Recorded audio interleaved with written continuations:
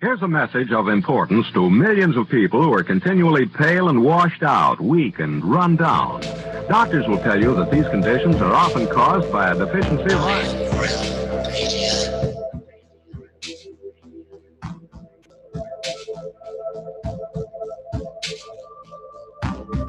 The iron you need to keep you physically fit and mentally alert.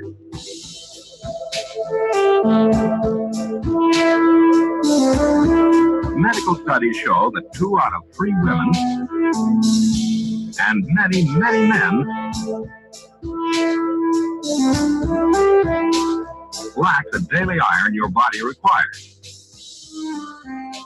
in a form your body can easily use and put to work.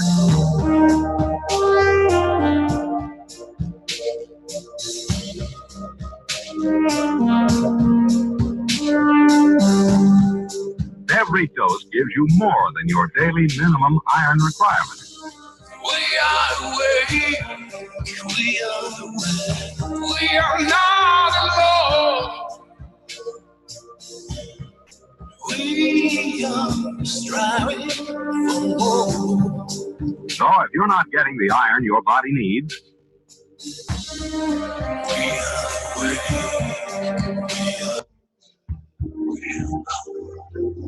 if you feel weak, run down, and are easily upset,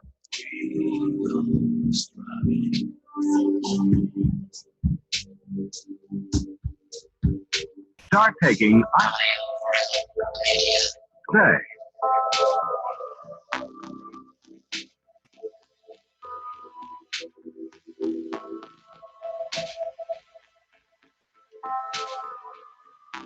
Well, TGIF. It's Friday, my dudes. Welcome to Have No Fear right here in the Iron Realm Media YouTube channel. My name is Josh Corey. We've got a full house and no direction tonight. So I think it's going to be a lot of fun. Those are usually the best shows. We get do a bit of rambling. And I know that getting us guys together and just rambling is one of John Savage's favorite things to do. So he'll probably just sit back and do a lot of listening tonight. Hell, speaking of John Savage, let's just jump right in and say hello to him, get him out of the way so he can sit back and listen to the rest. John, how you doing? I'm all right, Josh. How are you? Oh, it's Friday. I'm doing all right. Yeah. No, I'm a bit down this week. I'm lacking sleep and irritated with professionals.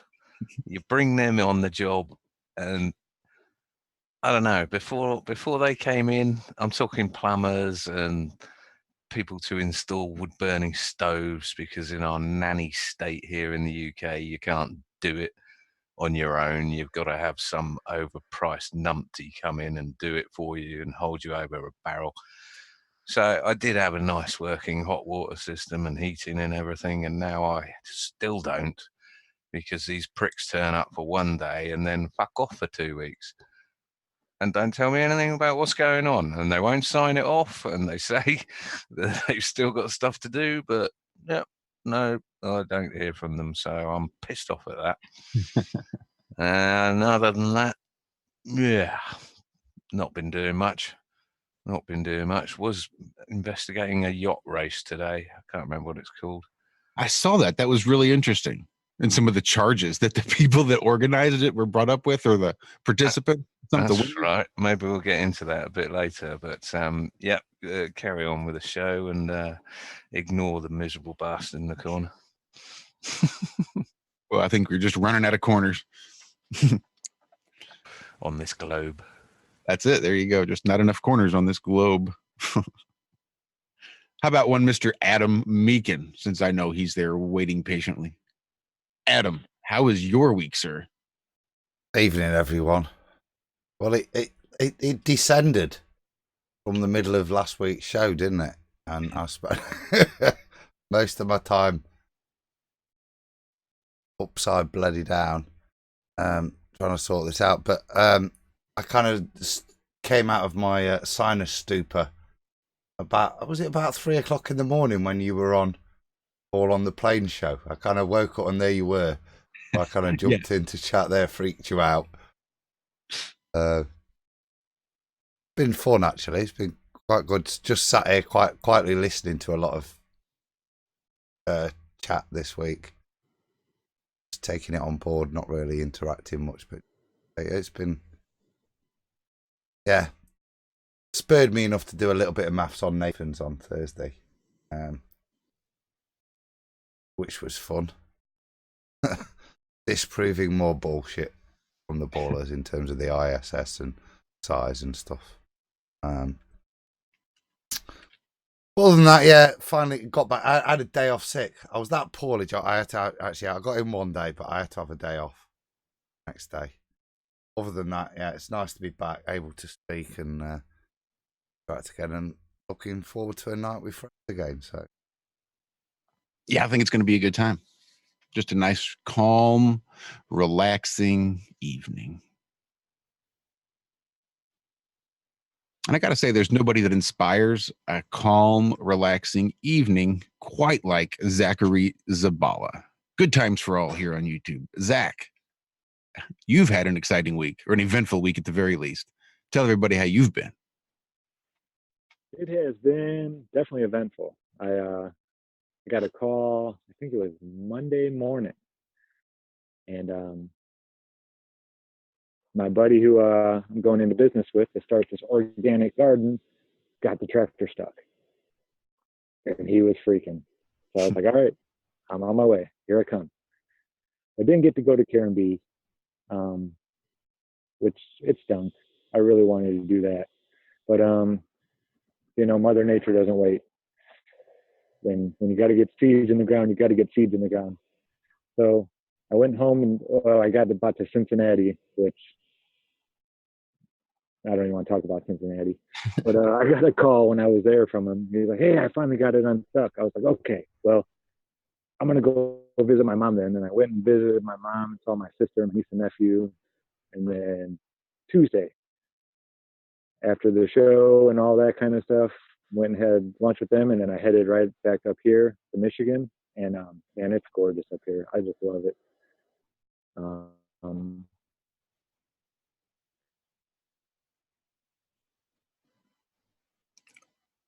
I'm not sure if we lost you or if you're just in deep contemplative.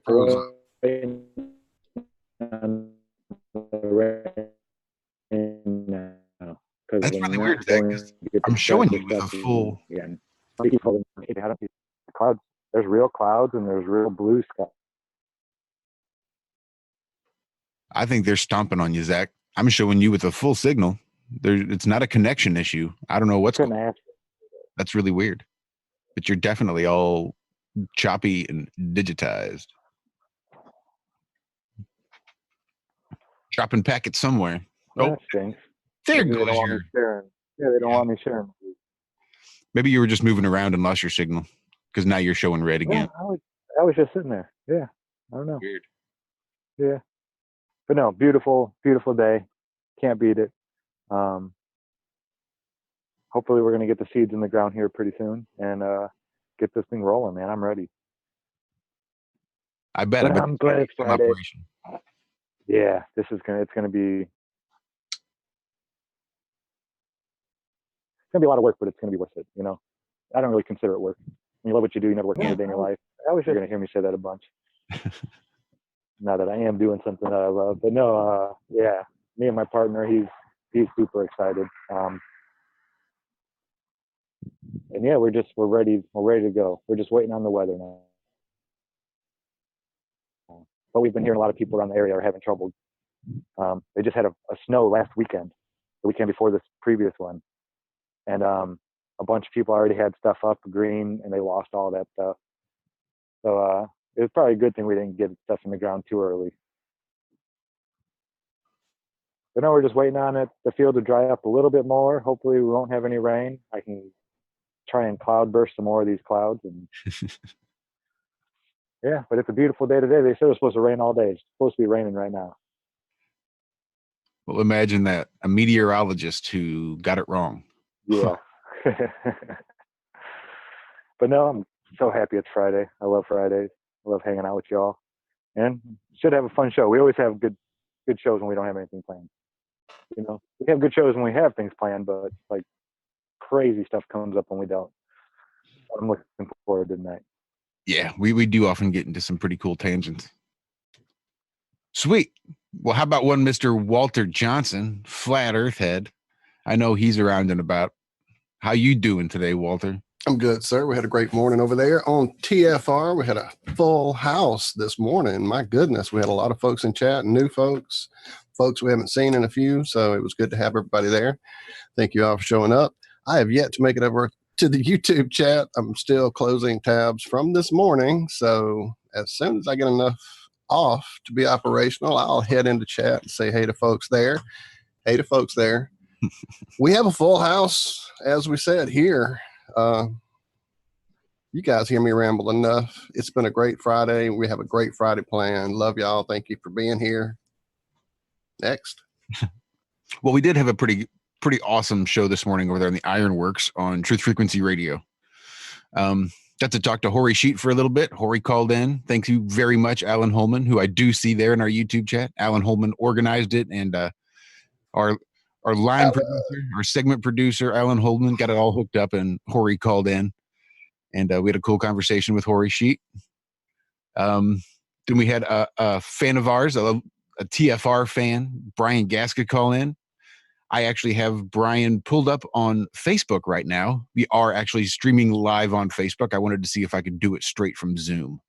Try to stream it to Facebook without opening OBS was my goal. So far, so good. But I do have Brian Gasca and Lawrence Ross both pulled up on my Facebook Messenger. And they host a little show called the LRWS. That's Lawrence Ross Waterhead Show. And they should be going live just here momentarily, pretty soon, over at razradio.com, chaosradio.net. Or is that, no, I think that's radiochaos.com and razradio.net. I think that's right. Walter, I think he might have written it up this morning. He would know better than I. But we are planning to do a sort of dual live stream, since they go live and do a show on Fridays and we go live and do a show on Fridays. Maybe in the next couple of weeks here, we're going to try to get hooked up and we will do a simulcast live show with the LRWS crew and the Iron Realm Media Have No Sphere crew. So I think that should be really cool. But with that, I think we should just go ahead and jump right in and say hello to our guests. It is time for our, well, once upon a time it was bi-weekly. I suppose now we're just hitting it, hit and miss. Or hell, we're playing it by ear this week. Playing it by. And since we'll do ladies first, let's just jump right in with Roxanne, the globalist denier. Roxanne, how are you this week? I'm good, thank you. How are you guys? Better than we deserve. Much better than I'm like, thank goodness it's Friday. I am. I'm like happy to see the working week done with, to be honest with you. But all in all, good. I've had a really I've had an incredibly productive week. Had a brilliant adventure out in the centre of London at the weekend with Jason and Badisbury. Admittedly, a spontaneous adventure. He only came up with the idea on, like, what was it, Saturday morning, late morning. And within 10 minutes, he was in his car on the way to London. And I was like, okay, Jason, where are we going? With that being said, we were going to go out and do activism on Sunday. So I just presumed, or assumed, sillily, that we were going to go to Speaker's Corner.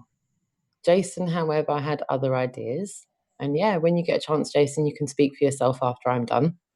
And I thought, be it that it's Sunday, that we would just like be going to Speaker's Corner. Like, why wouldn't we go Speaker's Corner? It's only on a Sunday that Speaker's Corner happens. Like, why would we go anywhere else where conversations aren't guaranteed when we've got that on our doorstep? Why would you come to London for anything other than Speaker's Corner? And he had a few ideas, one of which, you know, was Greenwich and a couple of other places. And then he comes up with Trafalgar Square. And I'm like, really? So we're not going to go to Speaker's Corner to go to Trafalgar Square because, like, couldn't get it. I didn't get it. It just didn't compute with me. And by the time we got there, I've actually got a couple of clips if you want me to show you. I can screen share. I'm not sure the sound will come through, but if you want me to screen share, I can show you how busy and how interested everybody was in the banners that we had up. Heck yeah. They come up rocks and So I'll be on main screen. Share. Oh no, I've got to click that first. Okay, share. And then I'll go there. And hopefully you guys can see this. Can you see? Yep. Beautiful. Yeah. So this was Jason here talking to a good couple of guys. There's Dave Murphy talking to this. There was a couple of couples there, actually. Loads of people absorbing the banners, taking pictures, filming it on their camera. Another one here. And you can just see how many people are interacting with the banner. There's so many people just stood there. And the people that weren't, this lady here was holding a mobile phone, and a lot of people were absorbing it, like fully absorbing it.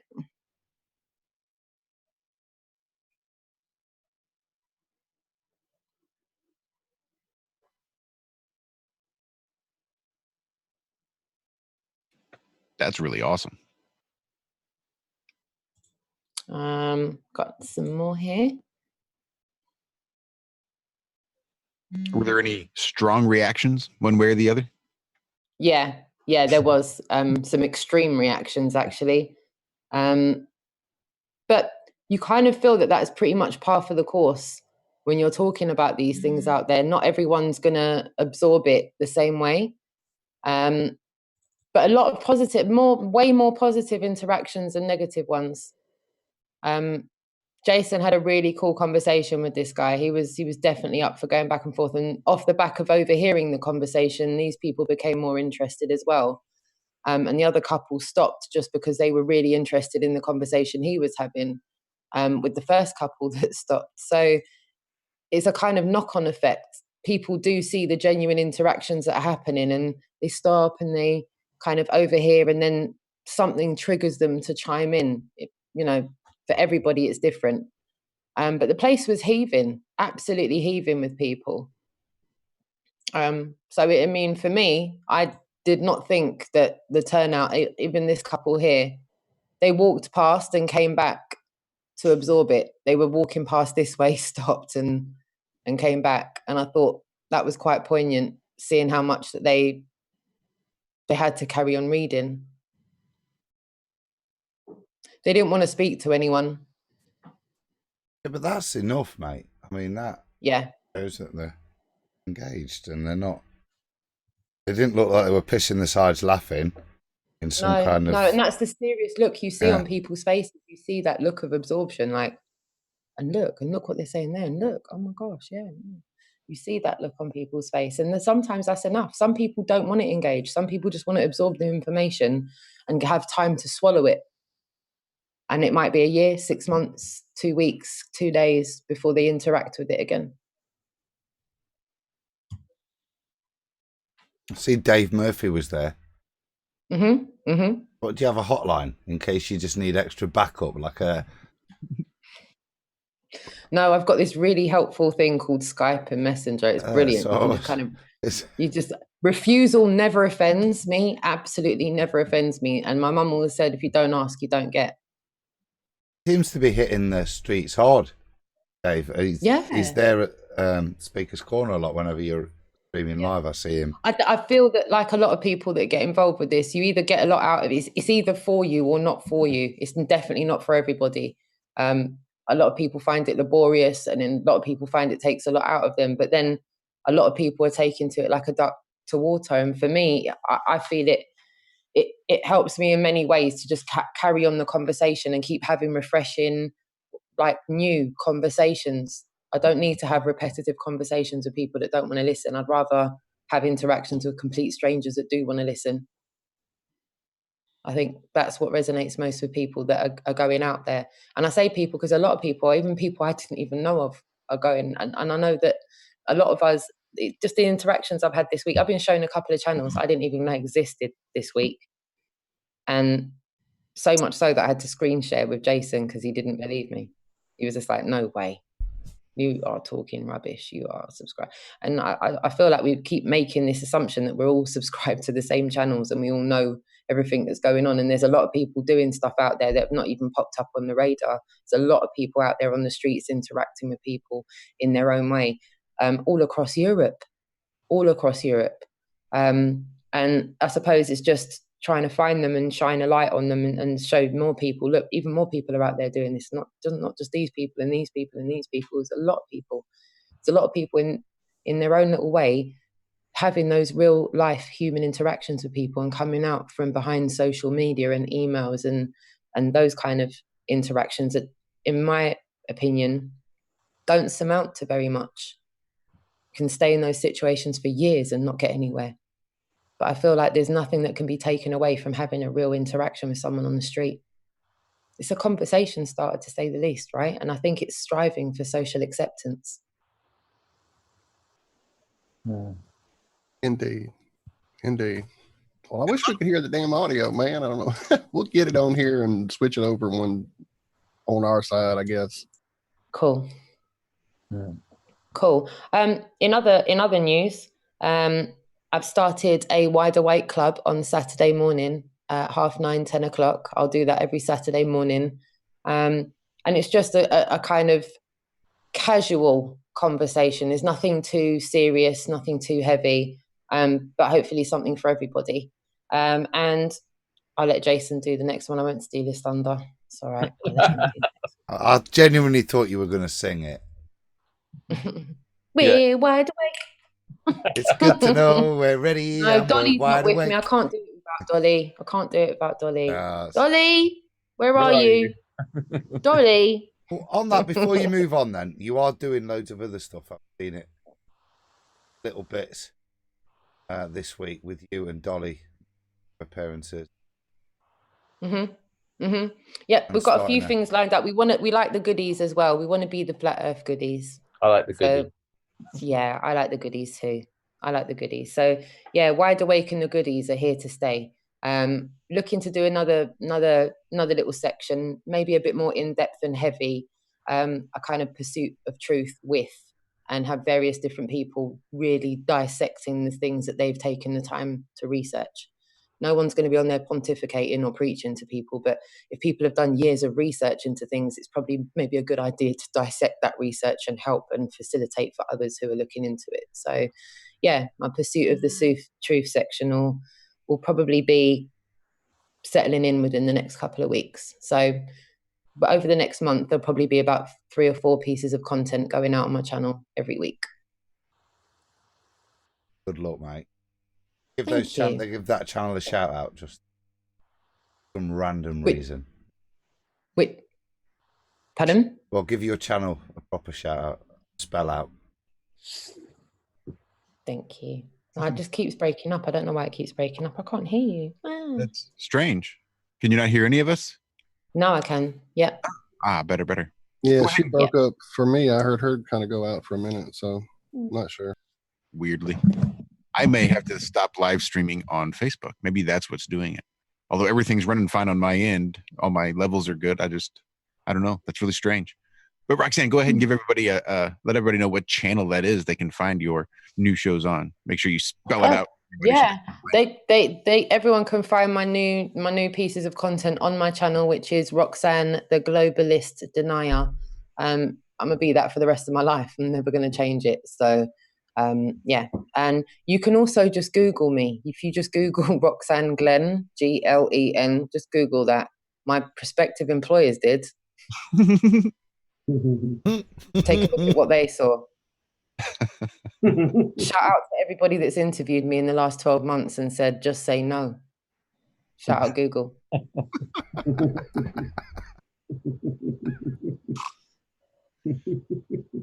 Yeah, so easy now when people talk to me. How do I get in contact with you? Just Google me, Roxanne Glenn. Boom. It's like a bucket list. I've always wanted to be able to say that to people. Right, that's it. You are the one. I've got a page. I've made it in life. Every prospective employer knows I've made it as well. It's brilliant. They don't want to employ me because of that. It's kind of. I'm kind of glad that Robin Campbell is actually quite famous in UB40. Yeah. Oh yeah. Okay. Yeah, all I've got- Roxanne's famous for doing is putting on the red light, so don't share that same happiness about my name. All people scream at me is putting on the red lights. Not really very helpful for me. With points of confusion, Robin, I often find the suffix "the" very helpful. Yes. Yes. Yeah, well, I once did make it on page 1 of Google when I was doing Business Network, and I started to rank high on LinkedIn and other things, and that got me on page 1. But I'm kind of glad I'm just drifted down onto page 4 and 3 now. So it's all good. I'll have to Google myself to see exactly where I fall. I remember once upon a time, a few years ago, I thought it'd be funny to confuse Facebook algorithms and just started friending every single Josh Corey I could find on Facebook. Josh, don't I remember at one point when we searched your name, somebody that we had no clue about had done some kind of smear page, almost a website or some crap about you. This was like early on, first, second year. I'm trying to think. There's an author in New York who had a reasonably successful book. His name was Josh Corey.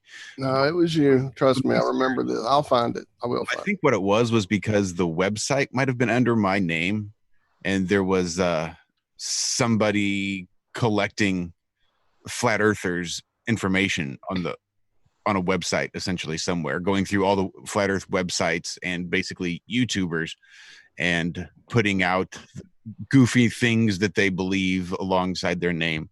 I'd have to remember. I've got a Google alert. That sounded more like, yeah, that sounded familiar. Yeah, if you set up Google to do a Google alert every time somebody posts something about flat earth on the interwebs, somewhere in there, hell, I say that, and I think it was an Iron Realm Media. It wasn't a flat earth. Anyway, you can set up a Google alert to alert you of anything new that's posted about a particular subject. So say if you want to put Roxanne globalist denier in for your Google alert every time somebody uploads a blog post or a video or something about Roxanne globalist denier, you'll get an alert, and you can have your alert set up to give it to you once a day or whatever that is, but it'll give you the latest updates. And I think I had that for Iron Realm Media, and that's when I found this guy collecting these flat earthers. And because my name was on the Iron Realm Media website, it went from YouTube to the website to my name, I think is how that worked. Long roundabout way. I just flashed you guys what I was, I've not Googled myself for years since I bothered with that. I'm well chuffed. I came up first. The picture of me came up first. But power to the flat earth. It's got to be that, even though nobody searches for no reason. But the next is Adam, the sports physio. Adam has worked in many roles, including professional sport. Fortunate enough to work with and learn from the world's leading specialists, which I'm thinking is cool. Then I get to the third Adam, which is Adam Meakin, who wins Carpet Masters round 4. And I've stopped there. Well, I can tell you, if you do me, you'll find Barney the Big Train. Thank goodness for the baseball, for the sport ball. I'm safe. Yeah, mine's a hot mess. The first page is an absolute hot mess. I think I've got the worst page then, guys. I'm gonna take the trophy for that. You win. Zach said something earlier. I've Go got with the images. whole first page. Like the whole first page is me. Oh wow! And I've got a troll. I've got someone from Flat Earth Lunacy who's done a blog on me. That's it. That's Flat the Earth same Lunacy, that's the It's called website. Flat Earth Advocate Fail. Yeah. I'm on That's the people that collect one of the website stories. that collects those flat earthers. Yeah, Flat Earth Lunacy. They've done an open letter to me. Oh wow! Oh. Aren't you happy now you get to respond? You got to read it. That has made my day. Yeah, That's I'm actually made. I'm on that one as well, Roxanne. I'm living my best life right now, guys. You've got to read it out loud. Oh, brilliant. They've done a big picture and they've written bollocks on it. It's brilliant. Oh, that's class. Guys, I think I should share the screen. This actually get it warrants on. a bit of You have screen. to. So you can see Oh yeah, this. please, please, This please. is class. Share. Here we go. Boom. Wow. Wow. Look, Dad, I made it. Class. Look at that. It's I'm on the bollocks. bollocks page. Jonah the Scientist at gmail.com. That's who's written it. Oh wow, like I've got my own little section as well. Wait, they've done their own little, and they're Jonah the Scientist. Yeah, me too. Wow. Oh dear Roxanne. Right, he really did me an open letter. I feel kind of touched with that. That's sweet. It's important to point out that no positive proof has ever been presented as evidence that the Earth is flat. Only negative, irrational, and unscientific theories have been exhibited. All attempts to prove Roxanne. Earth is flat. Rox, that's that. In his first statement, Yeah. he's addressing to you. He's have to admit the stuff that it's still got a lot of ballers on even that. So that's a start, mate, already. So fair play. And you forgot the comma after negative. Yeah. Point of concedement True already. this. True Sorry. this, yeah. All attempts to prove that Earth is flat are based upon efforts to cast doubt on the validity of scientific data that clearly demonstrates that the Earth's a globe, rather than showing proof of flatness. Positive proof you need to provide for us a real photograph taken from elevation of 500 miles or more above the surface of the Earth that clearly shows the Earth is flat. A real photograph taken from the edge. This is what's called, this whole list is what's called a reversal of burden of proof fallacy, isn't it? The whole look. It's not any more about, look, you idiot, because I know that you will destroy any point I put to you. It's, no, you've got to show me the edge. Show me the edge. Wow. He's got an ongoing discussion on YouTube. Let's give the link in the chat room. Anyone who wants to put in, knock yourself out. He's had this website up for years and he's only got 99 subscribers. That's insane. He's actually got the same comment, different channels. So he did one for Jane Dawson, no moon landing conspiracy card, and it's got all the same words as he posted on mine. I call that a globetard fail.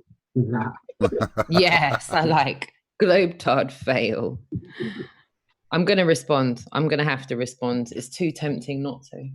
I would love to know what Jonah the Scientist was doing 5 years ago. Before there was a flat earth conversation, what was this guy doing with his time? Freaking science, bro. So then what's he wasting all of his time now, investing all this time, energy, and money into setting up websites and YouTube channels and collecting data on every single flat earther that he can find? Why doesn't he just shut the F up and keep sciencing, bro? Keep sciencing, bro. It's a joke. Whilst we're doing giggles, guys, I saw the most hilarious video today. It's literally 2 minutes. Any chance I could play it? Absolutely. By the way, hi, Robin. How's your week been? Hey, I'm good, guys. Yeah. We still got Robin and Jason to introduce. Yeah, We let's just do gone the like nothing propers. happened. Roxanne just going on and on about herself and her Google. And What is it? What did you say, Roxanne? Why do one word and but you can do 1,000 words? What's it? Why say one word? Let me share this, guys. It made me laugh. I'm sure it'll make you guys laugh too. Hold on a second. Let me know if you can see it. Yeah. And like Roxanne, I need to tick the box to see if I can get the sound. So here we go. I hope this works. You know, I was asking him to just show me one photo from space. So he goes to NASA and he shows me a painting from some guy in NASA.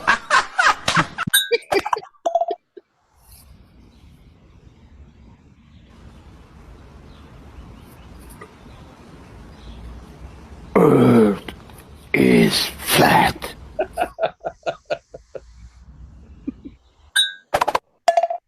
He said there's no real photos from space. It's all CGI. Gravity doesn't exist, and you can't see the curvature. He says that it's a flat Earth.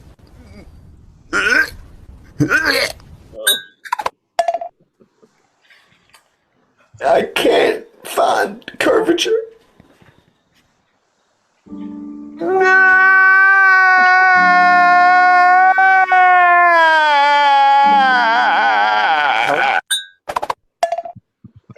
Don't believe in it. I believe Earth is a flat plane. Don't believe it's all NASA lies, you see. Earth is flat.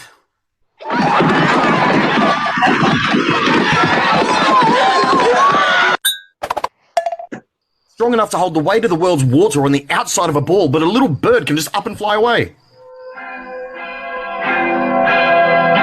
That's gravity. Okay, so if we live on a globe, show me a picture of this ball Earth. I have one from NASA. Don't ever swear at me again. So you still believe it's a globe? But Neil deGrasse Tyson said... It's okay. It's okay. That's enough. Thank you. All the best. I wish to dispute the spherical nature of the Earth. Very well. Mainstream science!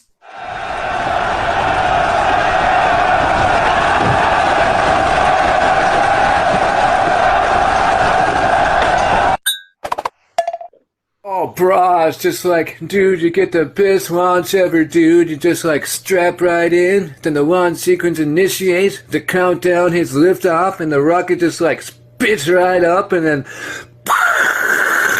after that, you just drop down, crash right in the ocean, and claim you went to the moon. There you go, boys. Oh, that's brilliant. I need a link for that. And I want to go to that site and make some of those. That is awesome. Yep, I need to find that app. Would that be Mad Lips by any chance? Yeah, sorry for the this week's sponsor. Brilliant, Robin. I needed that. Thank you. Yeah. I'll get the link in the chat room.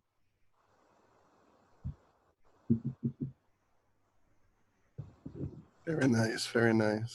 Right, and then the other guest we've got is Jason then. Hi, Jason. I know that guy. And then there's Jason. And then there's Jason. Am I last? Yeah, so... Never least. We figured you better be last in case you got us arrested. With that as well. No, I've been... Roxanne just touched on a little point there about what's in our Facebook and Google and that. I've been job hunting for quite some time. And I've been wondering, like, why is it so difficult, to get a job these days? I used to be able to get a job like that, and it's been really difficult. So I went on my Facebook and I made everything private, and people asked me, why can't I share all your stuff? Because I made it only for friends only, that could see my stuff. And then that's all well and good, like making everything private on Facebook, but then you've got Google to tend with, haven't you? How do you make Google private? Like you type my name into bloody Google and, well, yeah, there's no hope for me, is there? So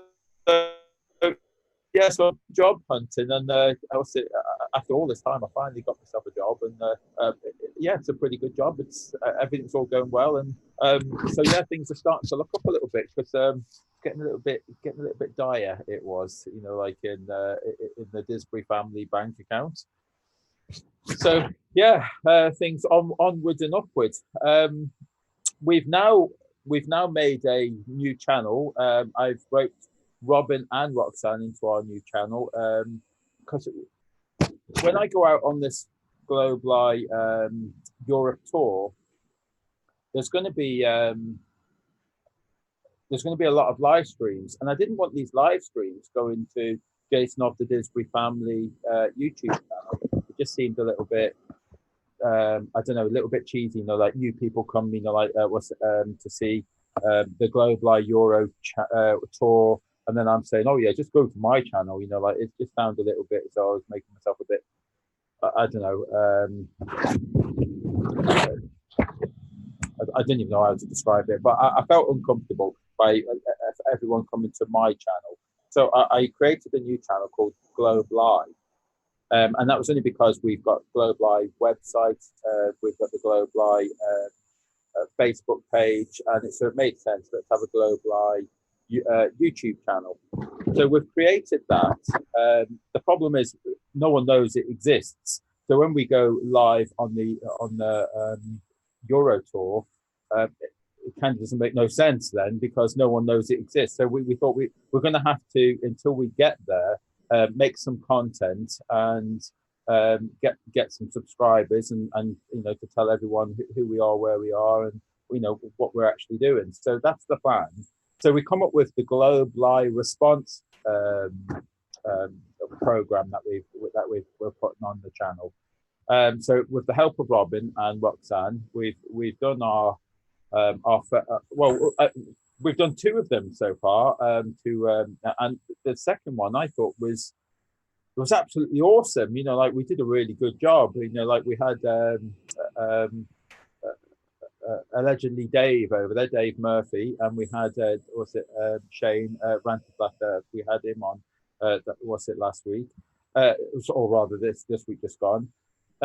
It was a blooming success. It was really good, and the whole channel is about the Globe Live response is really to pick apart the questions that and the comments that we've had on the tour that we've just had, and some of the activism that we've been doing. So we're picking apart some of the, and a lot of them are really basic questions. So not too technical. We don't really see a lot of too technical questions when we're out there doing activism, but there's still questions there that I feel like that we all need to, we've all got our own journey in Flat Earth, and we all don't agree on everything, but there's certain basics that we should all agree on. We should all agree on that, that we don't live on a spinning water ball rocketing through space. We should all agree on that. So we created this channel, and we're talking about just the comments and questions that we get regarding the tour and that. So yeah, it's going well. Thoroughly enjoyed last week's input from Shane and Dave. Dave's got an awful lot to say, and it just shows you we're all on our own journeys, because there was a point where Shane was talking about his own experience with the law, and and then Dave quickly said, "Oh no, you shouldn't," he's got his own views about it. So yeah, we are all on our own journeys. It's not all. We're not in this cult, and that's safe to say. There is no cult here, because we're all thinking differently. It's just we all have kind of almost one destination, but we're all going different routes to get there. I think we all know we want these lies to be uncovered and the truth to be heard, but we're all going about it different ways. So that's what the channel's about. So we're giving a shout out for as many people as possible to subscribe to the channel and to share the channel, because I'm not sure, someone did mention that streaming might be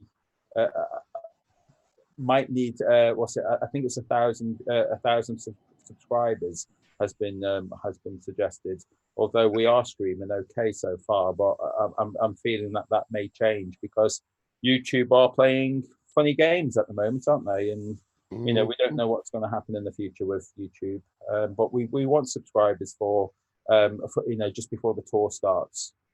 Yeah, that's what's happening so far. Well, it sounds like you've been busy. Yes. Well, sweet. Now that we've got introductions out of the way, that was the show. That's everything we had planned.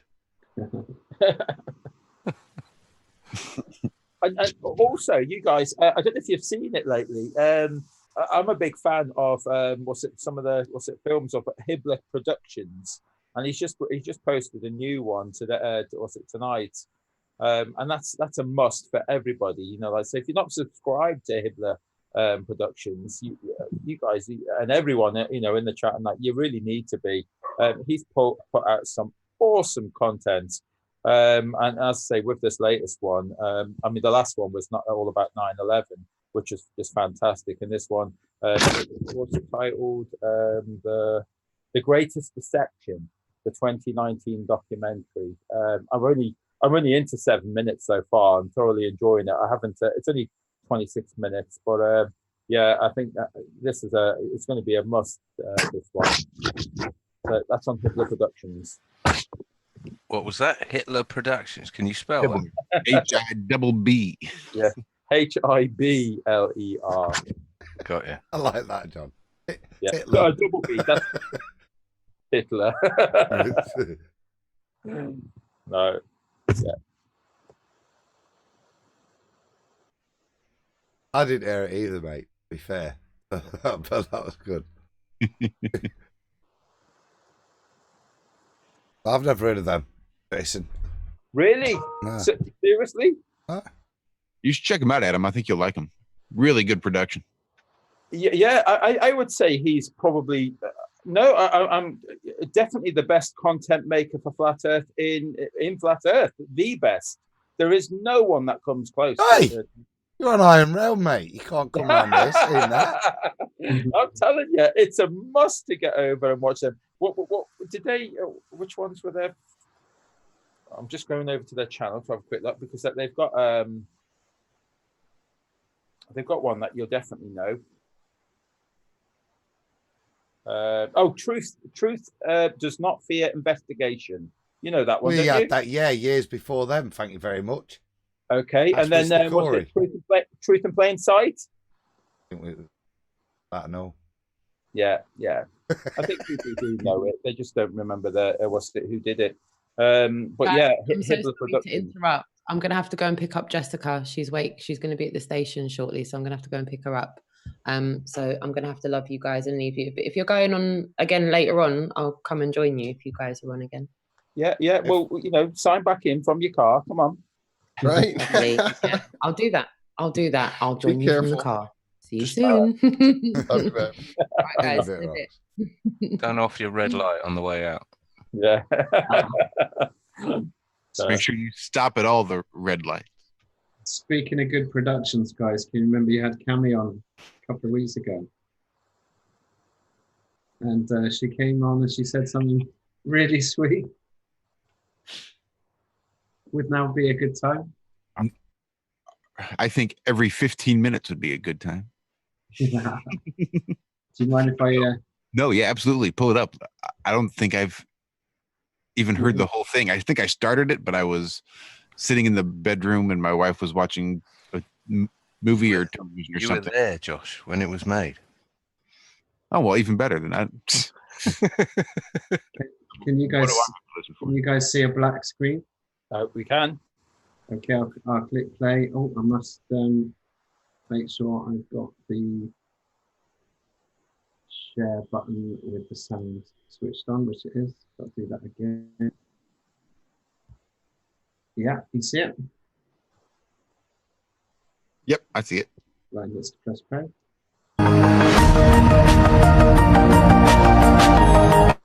There's so much going on in Flat Earth for people that say that it's dying, it's flatlining, it's going away. In every direction you look at it, it's coming from everywhere in all directions. The conferences, I've been to a lot of conferences now. I did the Raleigh one, the Denver one, and the one up in Edmonton in Canada. And I can't tell you what it's like to get around a group of people.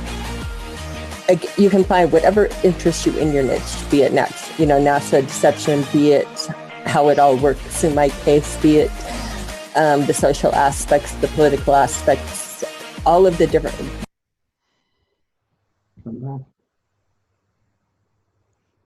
All is forgiven. Oh, guys, just paused. Can you hear me? Yeah, I can hear you. The cosmology, the astrology, all of the different areas and that, everybody has got things that they're drawn to, and you get with so many people around you. I can't explain how much the energy is off of the scale and what it does to refresh and replenish you. So anybody considering going to the conferences, I would think it's priceless. I don't know how much the conferences cost, but the experience is priceless, and you come away from it a very changed person, humbled. I recommend it for everybody, because people don't understand how much work and how much love and how much sweat and how much tears and energy and putting together this thing that you don't know, is anybody going to attend? Are they going to, make fun, mock? What will the political climate be in it with all of the, things that go outside of it? But really, when it comes down to it, again, the opportunity to get around this much energy and people that you can share your worries, your thoughts, things that are going on in your mind, and these people are on the same page as you. There's nothing healthier than the opportunities. So even if you couldn't afford the conference, and we had people in Denver that couldn't pull it together, they came anyway to the events and things around it. Again, find yourself. Someone's hacking my computer, guys. I don't know why it's doing this. Just a plain video. How is that happening? It's Friday. Find yourself, if you want a little bit of good mental health, find yourself around where you're not feeling so crazy or so isolated. And you can actually express, again, your thoughts, your fears, your different experiences and journeys that you are going through on getting there.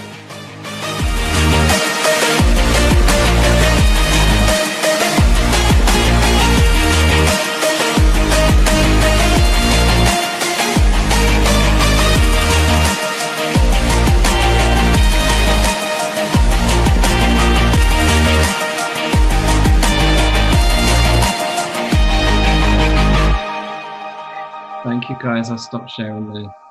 That was awesome, man. That was awesome. That's an excellent little grab out of there. Thank you. Well, Cammy did a great job.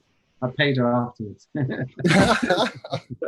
I thought that was like a pre-written speech, the way Cammy summarised all of that for you. It was you couldn't have done better. Perfect little nip from conversation. It was beautiful. Thank you. Adam, did you go to the last conference? Oh, yes. You did. See, I'm kicking myself because I kind of fell in with the crowd where everyone was suggesting oh, it's nothing more than a shill fest and you don't want to have anything to do with that, and it's just a money making scam and this, that, and the other. And I believed all of that, because of being new in within Flat Earth, and I kind of kicking myself now, that I listened to all of that, and because I do know, the most important part of what we're doing, that it's the camaraderie of it, is getting to know other people who think the same. That's what you're paying for. That is priceless.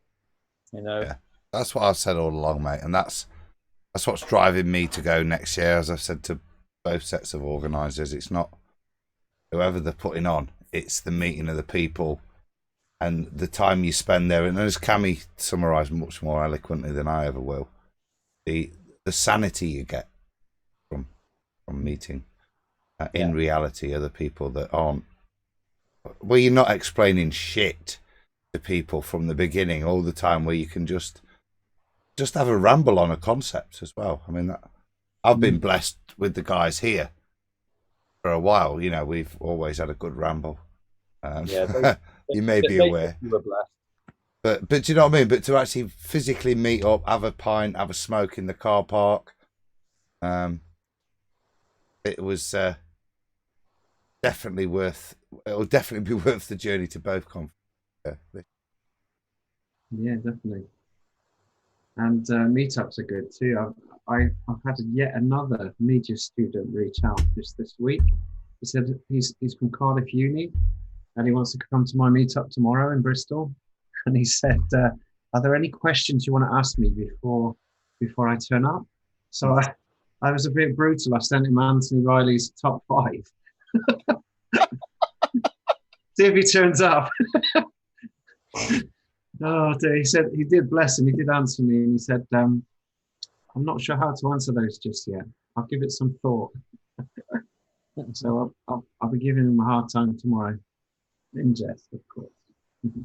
Robin, you need to give us the details of the conference, but interesting you say that. I had a conversation a couple of years back with a professor from University of Cardiff who kept inviting me up to his lab.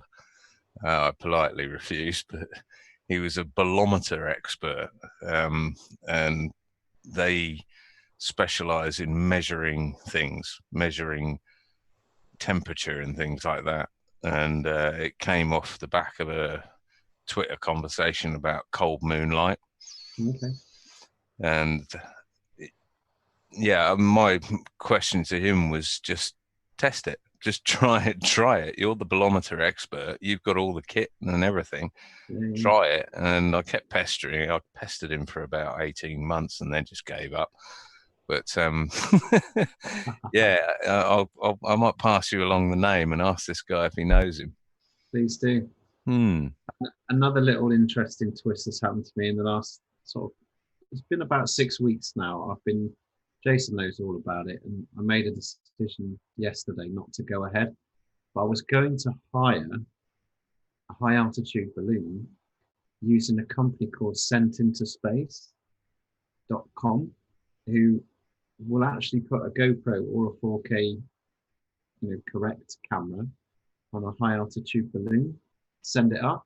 And I was going to put a globe-eye teddy bear on the balloon as a bit of guerrilla marketing, but I've decided against it now. It's quite pricey. I was going to say, what's the bunt on that then? It sounds like a winner, mate. Put GoFundMe. I was thinking of doing it, and I still might, but it is quite punchy. It's 1,800 or 2,000 quid. Is that to strap a teddy bear on or a camera? The camera, and I could put the teddy bear being filmed with all the stats and data showing on the left-hand side. You can do it yourself for 500. Can you? Yeah, the kits out there. There are UK kits out there. I'll be interested to see if that's still worth pursuing. I've got a teddy bear for you, Robin. Have you? Oh, Get nice. out of here. Excellent. What a week for UK football. Amazing week. Hasn't it been? So instead of a teddy bear, what about just one of those, just a globe? So Yes. in the camera shot, you've just got a globe, and in the background, you've just not got a globe. Yeah. The irony would be sweet, wouldn't it? No, I had thought of putting the teddy bear with a globe light t-shirt on, which would have been sweet. I could have done some really good guerrilla marketing with it. I still might, but it's quite a risk. I could have done a GoFundMe, but then it's asking a lot of the community over and over again. While we're on the subject of GoFundMes, shout out to Ranty, everyone who's got a GoFundMe out for it's a Mavic drone, so that he can really start to add to his understanding and add to the shots that he's taken with additional perspective, which I think is a really clever addition to what he has been doing to develop his work. So shout out to Ranty. I don't know if anyone can get hold of his I know we'll try and stick it in the chat or something. Oh, well, I'll stick it in the chat. Brilliant. Cheers, John, for remembering. One of the things I found an interesting dynamic is ringing up a company who is commercially obliged to give you what you want, but they're scientists themselves. So what do? Do you say we're into flat Earth and we want to prove that it's? We want to send a balloon up as a cheeky bit of marketing for my conference? Nah, you can see them, can't you? I would take the money, send a GoPro lens on it. I'd get stitched up and it wouldn't go well. So I had to pretend. I just said, we're a group of scientists and we want to study the light at certain altitudes. And it got to a point where I thought, I'm nearly ready to pull the trigger. I nearly did, didn't I, Jason? You did. I nearly did it this week, but I bottled. It's quite a lot of money. to then go and do a GoFundMe. Yeah, 500 quid sounds a lot better. John, where do I get the kit from? Do you know? I don't know off the top of my head, but I did some research into it about a year or two ago, and yeah, I'll see if I can find it. I was going to say there, John, that's all well and good, and the kits are fine. That I'm sure most of the expense comes at chasing the bleeding balloon or catching the box on its way back down. But if they do that for you, well, only if you do it on a windy day. I'm not suggesting it's spinning. For God's sakes, man! Pick a nice calm day, and it will drop back in your lap. You can.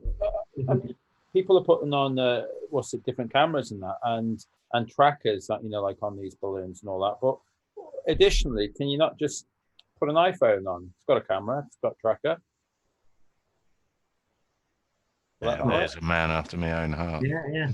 Think outside that polystyrene box.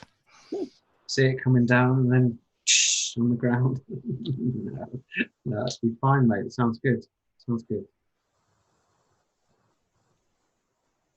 So yeah, that's something that I've been thinking about quite a lot in the last few weeks. So well, gauge our small audience and ask them if they think the wider community would be willing to fund a high altitude globe lie balloon. I think that would be an awesome guerrilla marketing tactic. It's like the little piggy balloon. Do you remember that? Yeah, it's pretty much one of the first ones. But yeah, you can have a whole load of things sticking out of this balloon in camera, couldn't you?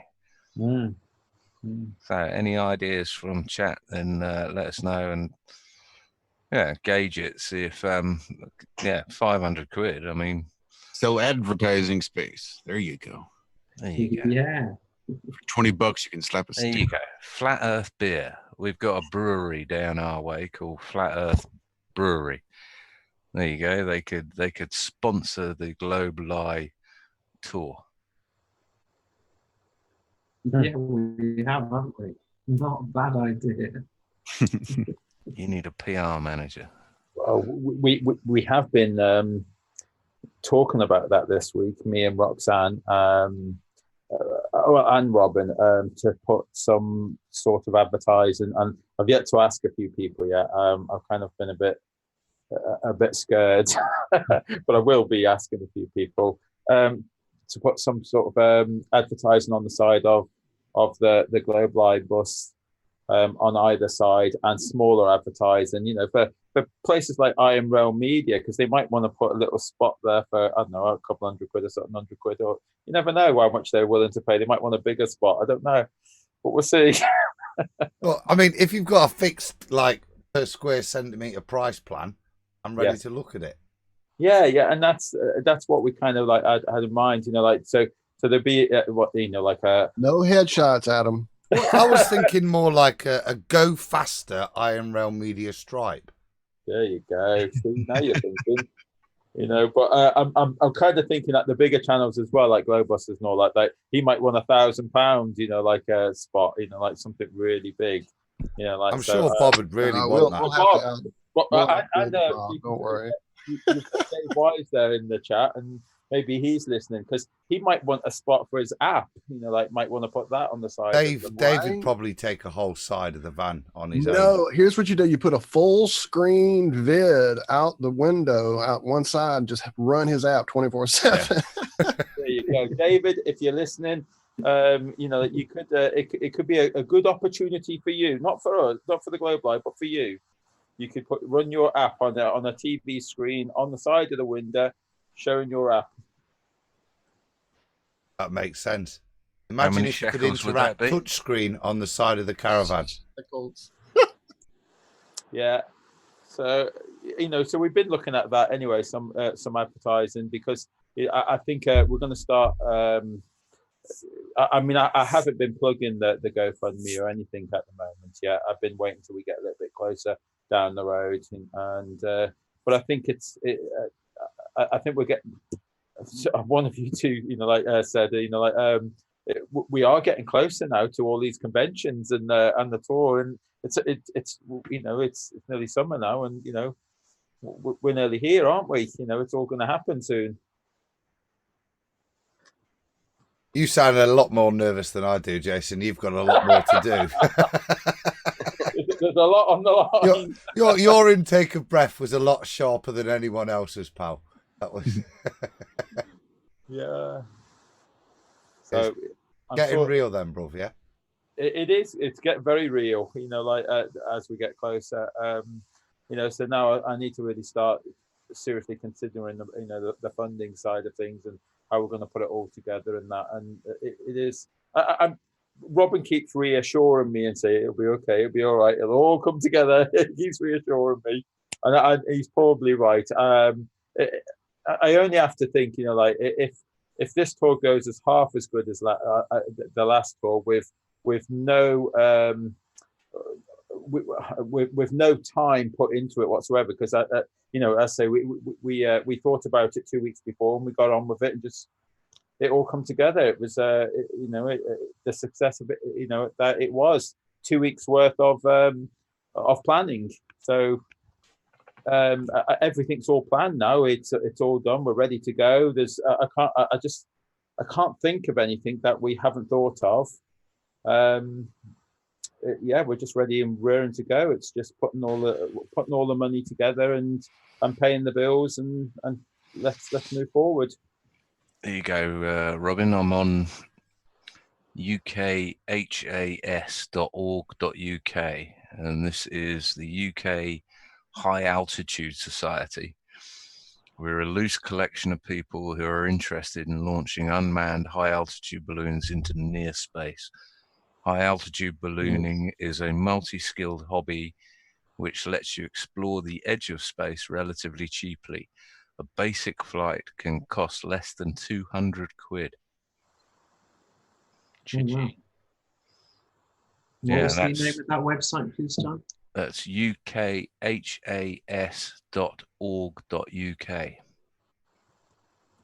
The UK High Altitude Society. I did try and find another one. I think it was called spaceballoons.co.uk, but they are temporarily unavailable. Who's the director? Branson. Right, thanks, John. I'm on it. It's got to be done, hasn't it? It has. I was away from a typing area when you said the. Give me that link if you don't mind when you get through, Robin, please, sir, in that chat for us. Yeah. Here we go.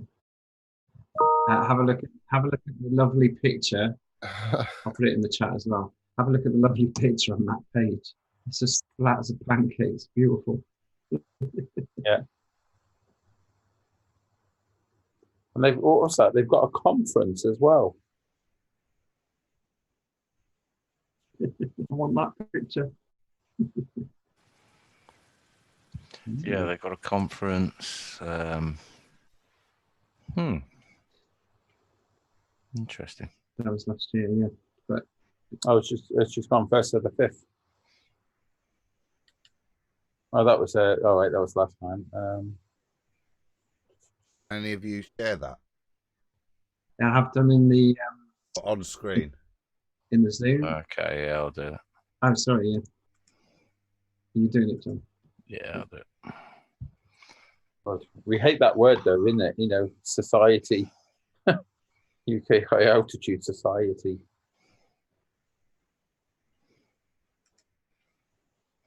Wow. We will get involved, as it says.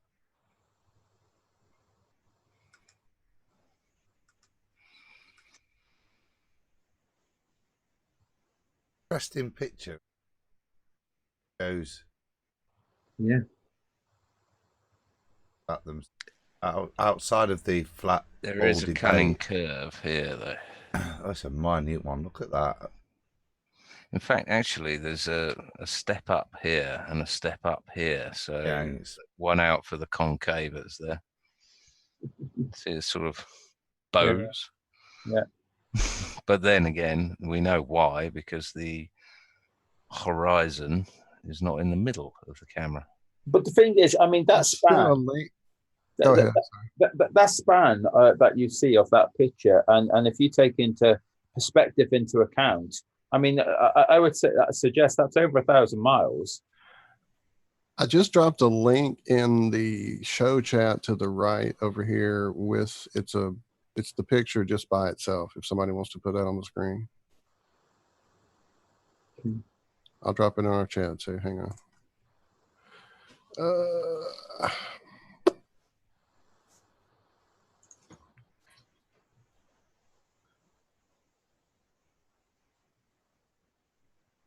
Look at it.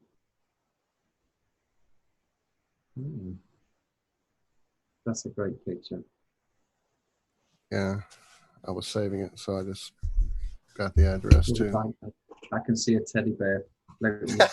Right, the teddy bear in space, or at the edge of Earth, or whatever you want to call it. Because space is way somewhere beyond the moon now, right? Next to a little globe Earth. Be perfect.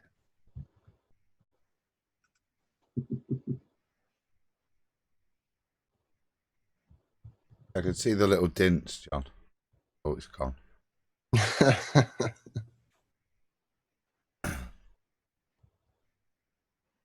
Sorry. Yeah, he's sitting quite prominent here.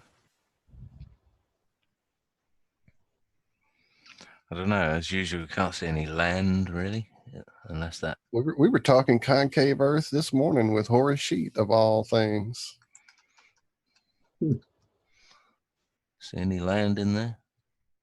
Jason's saying 1,000. I mean, it's hard to know what that is, isn't it? I mean, I would say at least maybe from left to right a bit, because you've got quite a distance into the background, haven't you? Look, you've even got crepuscular. If I could say it. Yeah, they don't look parallel, do they? Even from that height. There's no cloud breaking them up, is it? Go back to that. That's quite cool. Very nice light bulb effect on the sun. Yeah, nice. Sun is a light bulb. The dogs. In fact, actually, that's not a bad resource to point people to, because there's no flat Earth mentioned at all. And they're not only proving flat horizon. Whoa, zoom back in on that sun if you don't mind for a second, sir. I'm sorry. But the local sunspot is there as well. I'm sure those are just lens flares, but they sure do look orbic below it. Two of them, aren't they, Walt? Yup.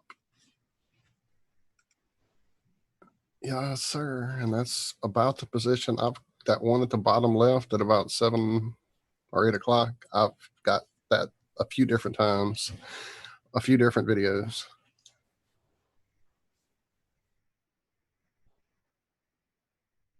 Oh, I'm probably unavailable. We broke that. They did it. They took it down. They saw us using. No, flat earthers see it. No, take it down. Take it down. Busted.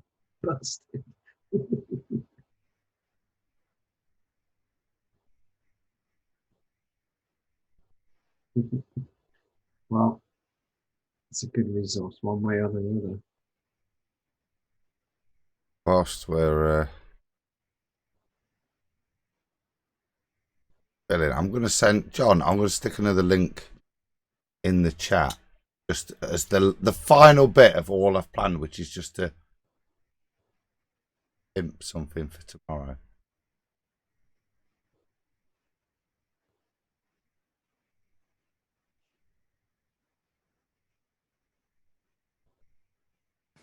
Do you want me to share it? Yeah, I'm just sticking it in now, pal.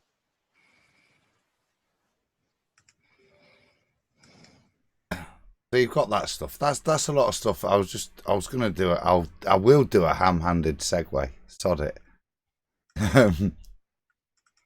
That's a lot of stuff flat Earth that people say, oh, it made me believe in creator again.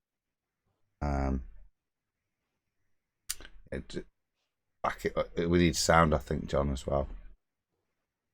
Cue. When it's ready. But just cue it up, son, cue it up. For me, it was evolution. Getting really, really geeky, starting to look at stuff. It was evolution that kind of set me off on my inquisitive path, not necessarily common law stuff that brought me to flat Earth. It was this kind of, yeah, but that don't make sense. The more you look at it, the more impossible it becomes. And tomorrow on Ballbusters, they're doing evolution, which for me is the linchpin of that. Maybe, yeah, give it a play, John, and then I'll.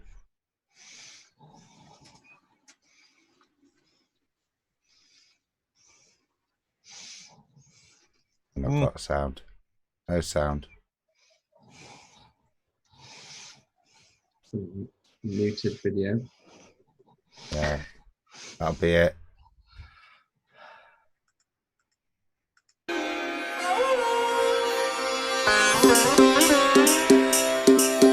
Full screen, John. देखो झूमता गगन है छाया आसमां देखो झूमता गगन है ज़मीं आसमां झुक गया झूमता गगन मेरे झूम ले जहां ये कैसा नशा प्यार का समा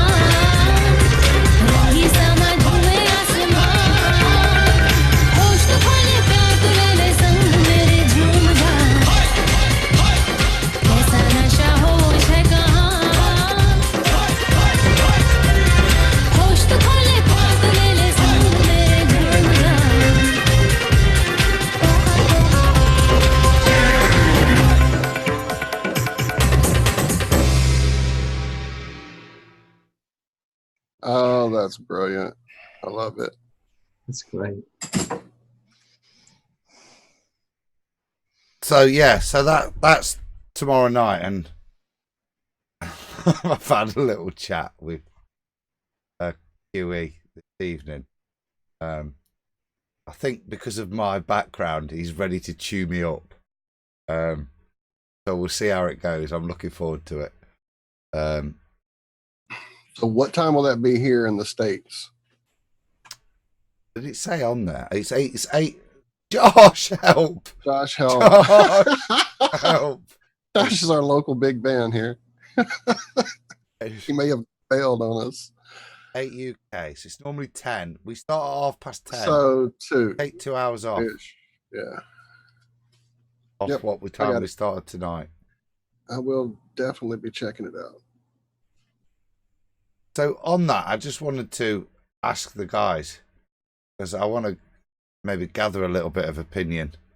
If I've got mine, you know what I mean, but Jason, Robin, and hopefully the rest of the guys, but you two, if your thoughts on evolution happen, not in an Oakley style necessarily, take apart your definition, but what we all understand as nobody needs to from dissect a biology background, which that's what I went to college for. I can tell you experimentally that macroevolution is not a thing. Microevolution absolutely occurs within species. Changing species ain't gonna happen. And from my perspective, if you were tracking fossil records, you should see lots of incremental change that would show you one species morphing into another over time. Lots of little incremental step changes from one to the other, and that just doesn't exist. And carbon dating is only reliable to 2,000 years, which is another red flag for me. We've also seen things like, I think it's within a coal seam, you can see a leg going down, a fossil record going down into a coal seam. which would indicate that coal itself is not millions and millions of years old. So the whole age thing doesn't stack up for me. And yeah, those are the kind of three. You key read things on, I think it's the work of Michael Cremo, who does Mm-hmm. did a lot of stuff with regards to that geologic record and stuff. But you're talking Mm. about stuff, plant material that's been turned into coal. That there's many bits and bobs, stories, anecdotes, whatever, lack of serious stuff, but where there is serious amounts of whole trees that they bring out, and of serious length of the trunk. There's lots of stuff about that matter within there. So within the fossilized record, bits of iron hammerheads and the likes. There's lots of questionable parts is the phrase, isn't it? That really do question the historical narrative of how stuff was formed. It was evolution, the subject of evolution that that made me realize that we weren't a random chance and that we were intelligently designed.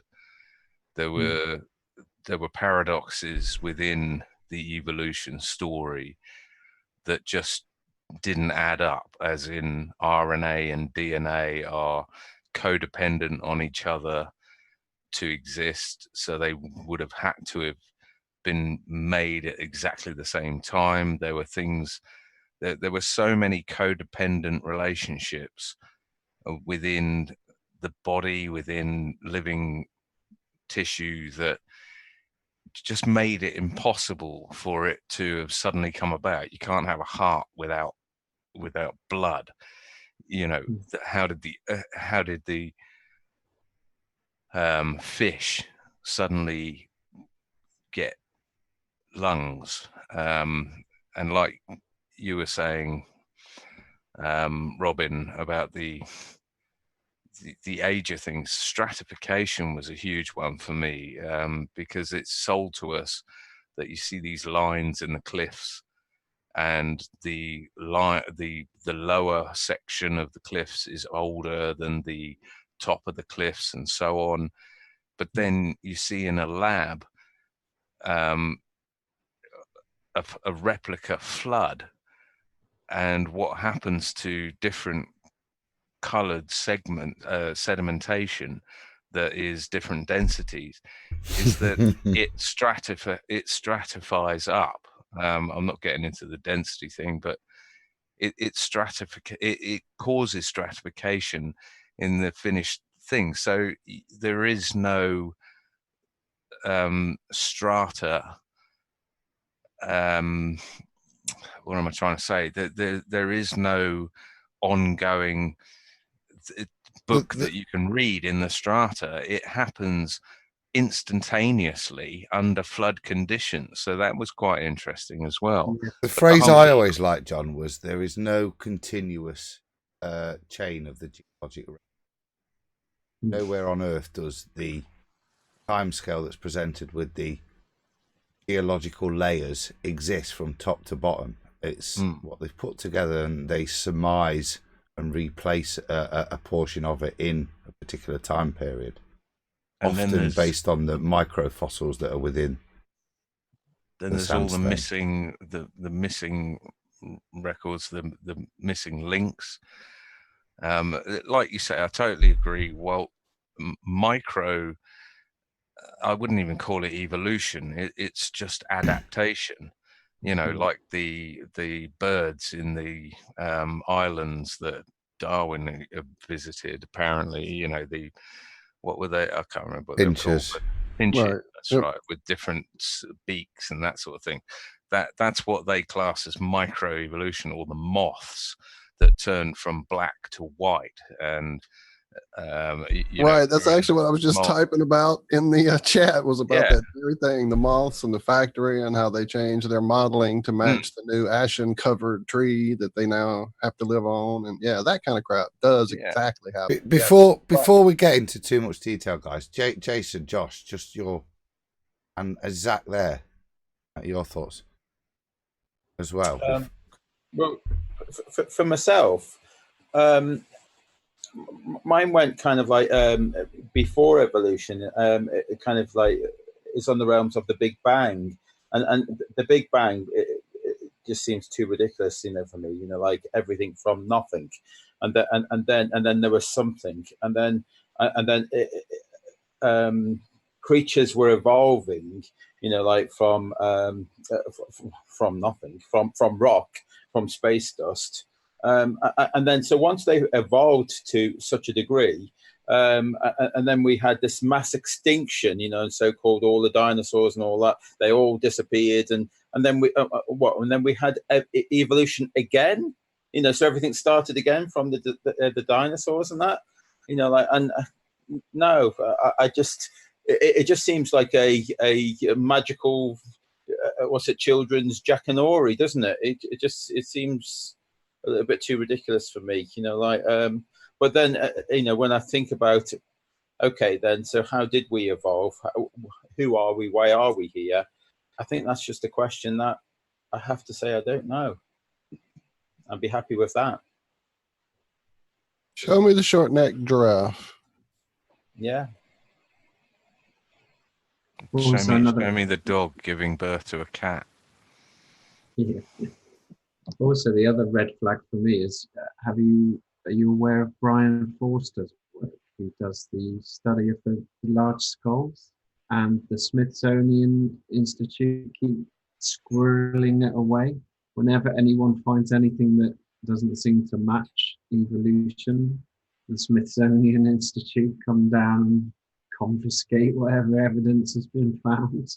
Their job, I thought, at this point is to promote dinosaur crap and to hide any outside factor that might be giants or anything out of the norm that's the party line.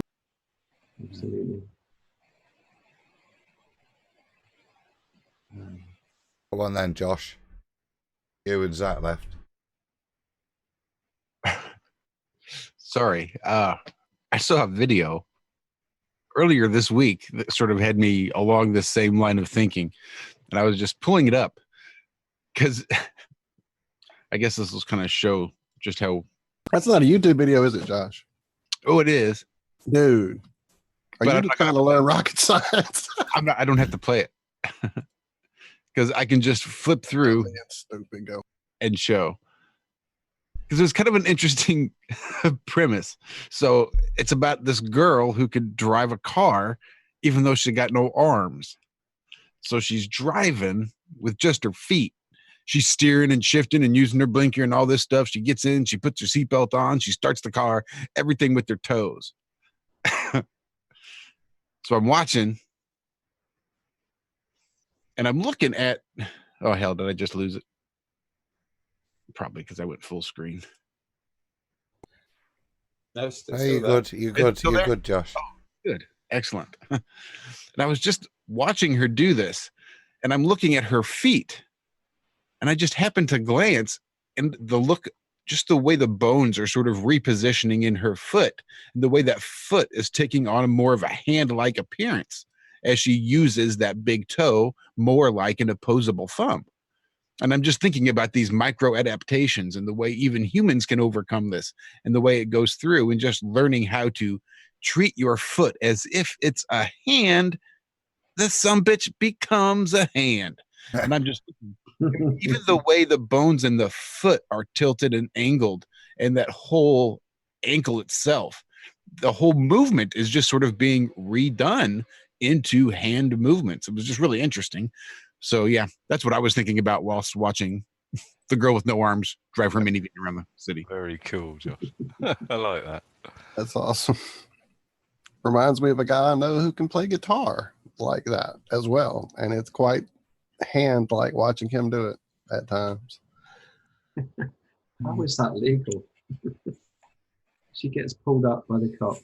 Well, that's just it. It's legal because she takes a test. She passes the written test, and she can get in and pass the actual driving part of the exam with no arms. That's mental. I mean, I guess giving hand signals, turn signals are a little bit harder, but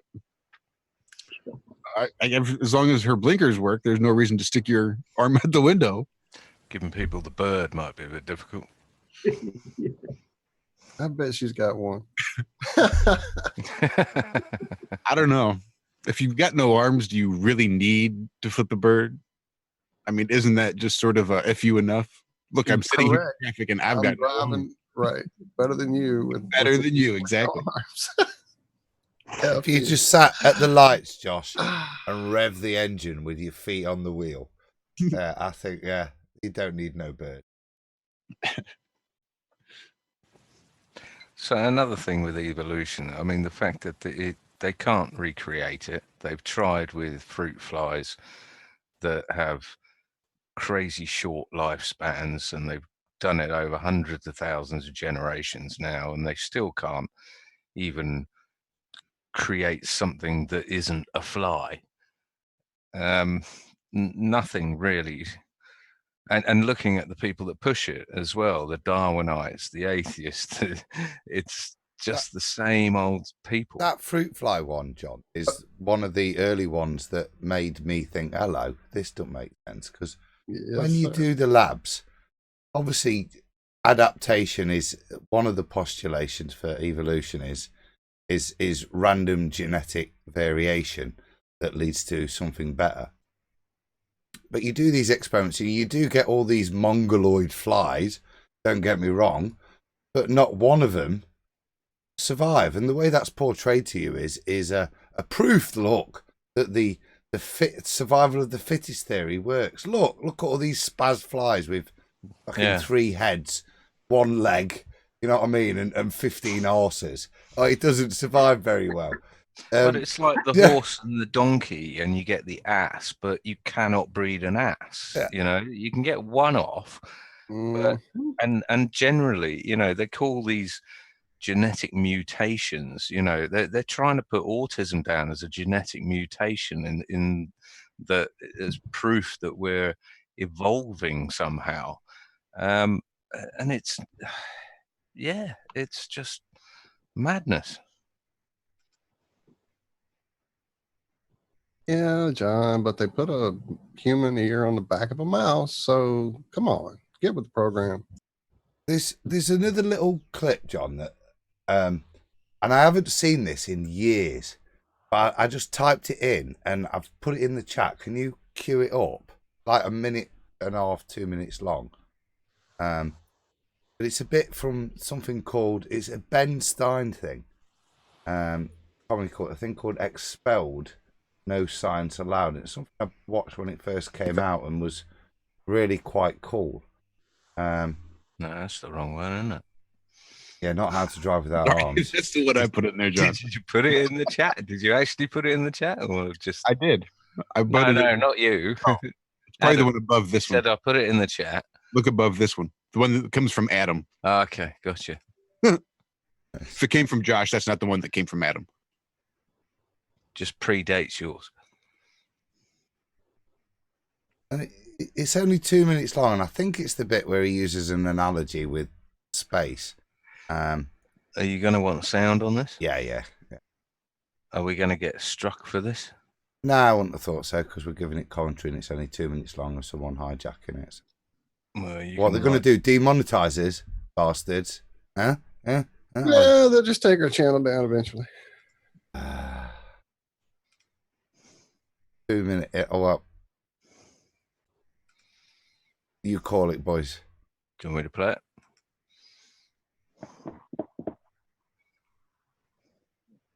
Yeah, Maybe you play. Did you say yes, Zach? Go ahead. Okay. We know my feelings. Darwin wrote The Origin of Species in 1859, published it in 1859. He had an idea of the cell as being quite simple, correct? Yeah, everybody did. Okay. If he thought of the cell as being a Buick, what is the cell now in terms of its complexity by comparison? A galaxy. A galaxy. A galaxy. What do we now know that a cell is? If it's not a lump of jello, what would you compare it to? It's a nano factory. If Darwin thought a cell was, say, a mud hut, what do we now know that a cell is? I would say it would be more complicated than a Saturn V. So, Do we So get the here's some idea? Should I carry on? commentary.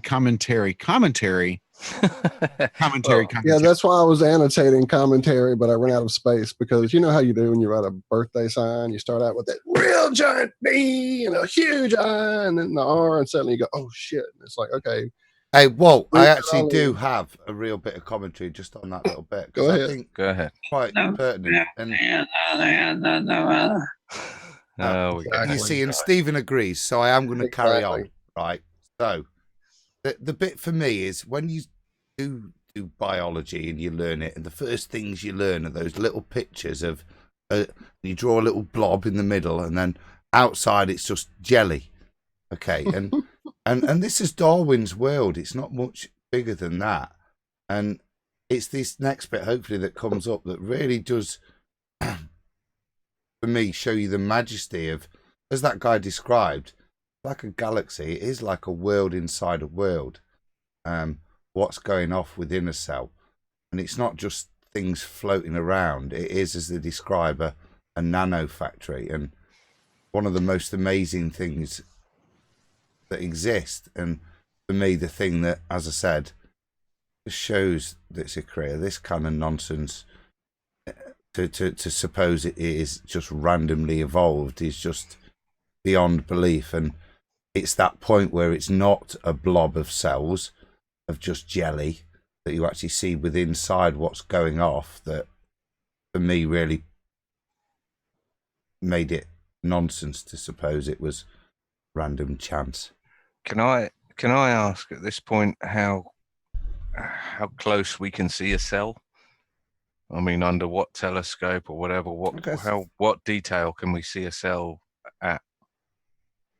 So this is a 3D rendering they're going to show you. It's not a direct down a microscope, but what you are seeing is. I thought we could see that, and there was picture. No, I'm being silly. It's close, very close, I think, but it's made for TV, isn't it? Movie this, so I don't think it's. I think That's within what the I was movie there worried are. about. You were going to go on to this CGI. No, so I'm not. Are we going to see the robot viruses No. and the little robot carrying the? Well, does anyone know what resolution we can see a cell at? Worth checking out.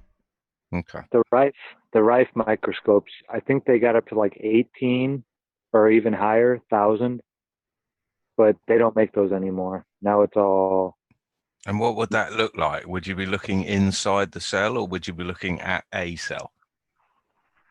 I think this is or a group of cells. Okay. Do you want me to carry on playing? Well, I'll just qualify. It's not so much that it's outside of the optical spectacular. So it's the function of what's going off within the cell and the workings as one component within this blob of jelly does something, transports it all the way across the cell for another part to do something, another process with it.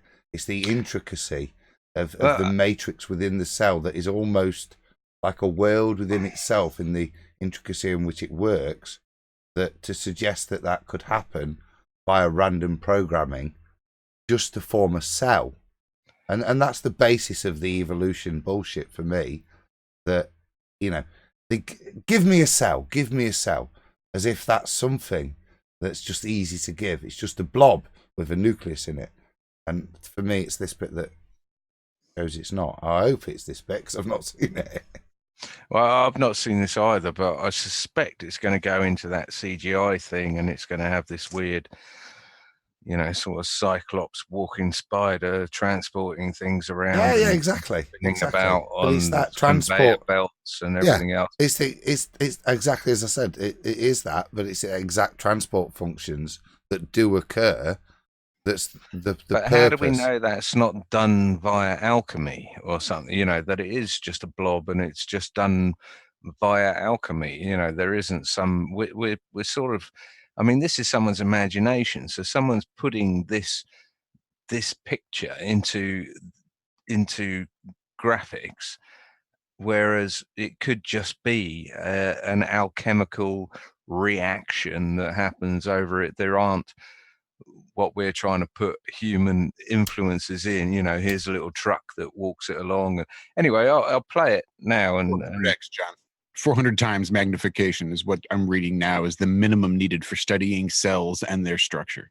And do we know what that looks like? I mean, is that looking at 5 cells, or is that looking inside 1 cell? Is that seeing this little critter walking along with his hapsack and dumping his load and going back for more? And I don't know.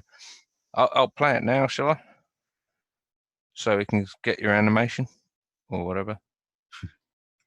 What is in a cell as far as we know now? A world that Darwin never could have imagined.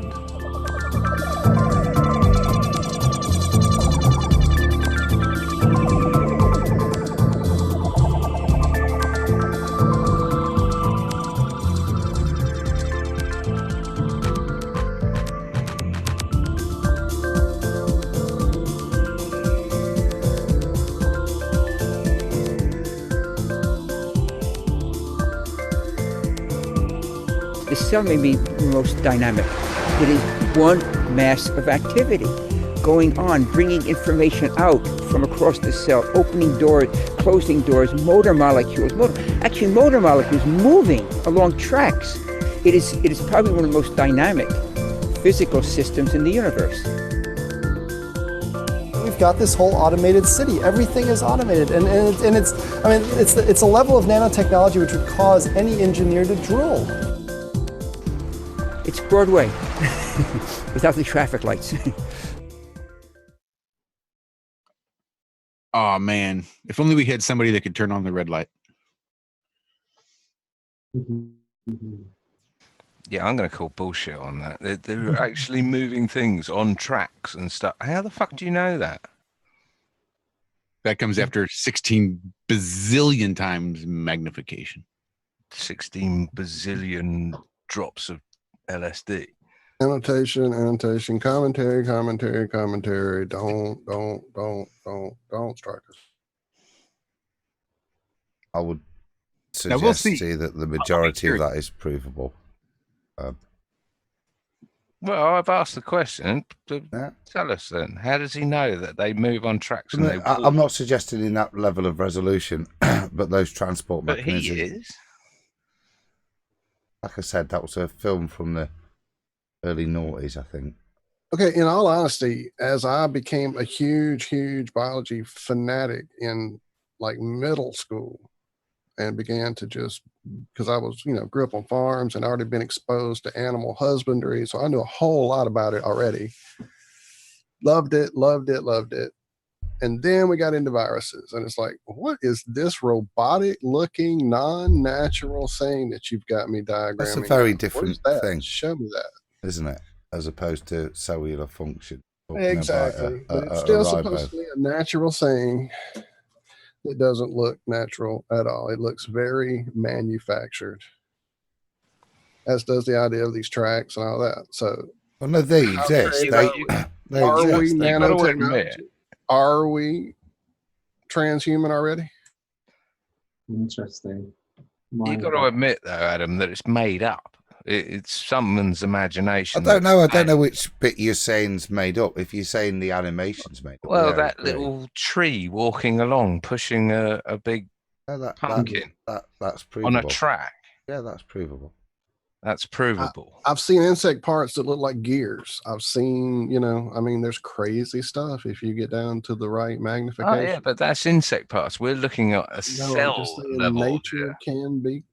We're looking at a cell level here. So, I mean, an insect part is different. It's a cell level. What you're saying is you can prove that something is transported from A to B. Is that basically what's being said? Yeah. So how, like I say, that could be done by alchemy. That could be done by chemical reaction. It doesn't mean you've got some small walking tree pushing a big dung. If I'd body, man. If I'd have felt the need to have to defend that point, I would have come more prepared, and will do. Simplify the point, but I'd stand by the point. Yeah, I think that's provable.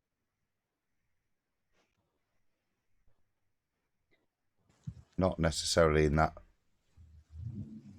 early 2000s CGI, but the transport mechanisms, and yes, that moves from there to there, But they can't see it doing it. is microscopically demonstrable. Yeah.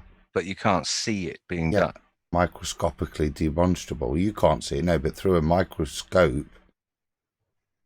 Well, that's what I'm talking about. Yeah, you know, yeah, can you see it being done live? I mean, I'll happily. This is not my research. You know, I happily eat my words, but no. As far as the pictures I've seen, the images and everything, this is. I'm not perfectly saying either demonstrable. way. I'm just Yeah. saying It's kind of off the topic of what I was saying, that it's more the internal complexity of the internal functions of the different verifiable parts of a cell. No, we're playing it by ear though. It's Totally random. It's all targets on Meeking That's a new now for catchphrase, claiming isn't it? that we have walking trees pushing dung balls. That wasn't a tree. That was it. That was a floating dung ball. That was a walking tree thing off the Impossible Avengers or whatever the hell it was. That was that little tree thing, and he's shoving a big dung ball along a track. So, John, what That's kind of, I'm looking at a microscope here for a couple $1,000 US. It goes from 40 times to 1,000 times, and this is just with a lens. This isn't like an electron microscope or anything. So what kind of advanced processes would you be willing to accept happening if you could zoom in at 1,000 times magnification? But what does that look like, though, Josh? I mean, show me a cell at 40 times and 1,000 times. I don't know what, it's just numbers. I want to see if I can see Grawp pushing the dung ball. I've seen a lot of activity under a microscope. I've never seen robots walking around. So if we could get a large enough microscope and would be able to zoom in far enough, I mean, well, I'm just wondering, has it been done? Is it filmed? Is it common knowledge? It's not something I look into every day. And I haven't been in that world in years. It's like someone saying half of the moon that's orbiting Pluto is made of marble. How do you know that? Can you show me the photo of it, or whatever you've done to come up with that? What about the winds on Io and or the canals on Mars even? So then I guess this Show me brings a picture of that. The question of what types of microscopes are we allowed to use to see these processes happening? Because I'm looking at white blood cells. I just ran through YouTube, cells at 1,000 times magnification, and I see white blood cells. Can you share it? This is YouTube, of course. Somebody says I took my semen and put it under a microscope at 1,000 times magnification because YouTube. But surely a single semen is made up of trillions of cells. Well, and then that's what I'm saying. I'm looking at this at 1,000 times magnification, and there's no way you're getting that type of information that we saw in that 3D rendering at 1,000 times. Have you just got jizz on your screen right now? Can you share it? I'm just trying to wipe it off. Y'all know this. Children, please beware.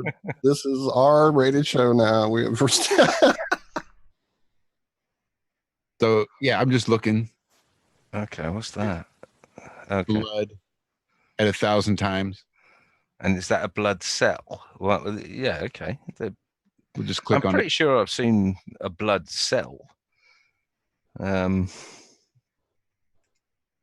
those are definitely blood cells. Yeah, that's what we were told blood cells look like. Okay, so that's like looking at New York. That's what mine looked 300 like. miles above. Looked at my own blood. Yes, that's it. So I want to zoom in on that. Right, and that's what I'm saying. And this is at 1,000 times magnification. So the question is, what kind of microscope are we going to need to then zoom in further, because I think we've about reached the limits of just your basic standard. Look at me, Well, I got Adam, did you mention 4,000 or 40,000 or something? The one that I saw was 2,000, and it had the just like I was searching on Google. I Googled it, and what came up, the most expensive one with the highest magnification was the $2,000 at 1,000 times magnification, which is what this blood is supposed to be here. So for $2,000, it'll get you this that you can see with your own two eyes under the slate in the microscope. The question is, what do you have to do to be able to zoom in to see the processes happening like they showed in that 3D rendering? Yeah. We're sort of out of the realm, and it's sort of thinking in terms of telescope. Now we're out of our backyard telescope into these big computer-controlled, software-run telescopes sitting on the edge of a mountain. Well, we're not really sure how big Grot was. Sorry. No, I was going to say, just believe what they tell us is true. Go ahead. Sorry. No, I was just going to say we don't sort of know how big Grop or the dung ball was, or the track, or you're talking about Groot. Grop, Groot. Grop. I don't know. That tree thing. Yeah.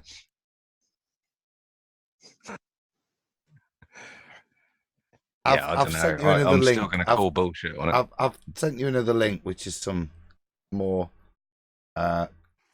magnified images of individual. Okay, well, Josh is sharing at the moment. Maybe he could bung it up.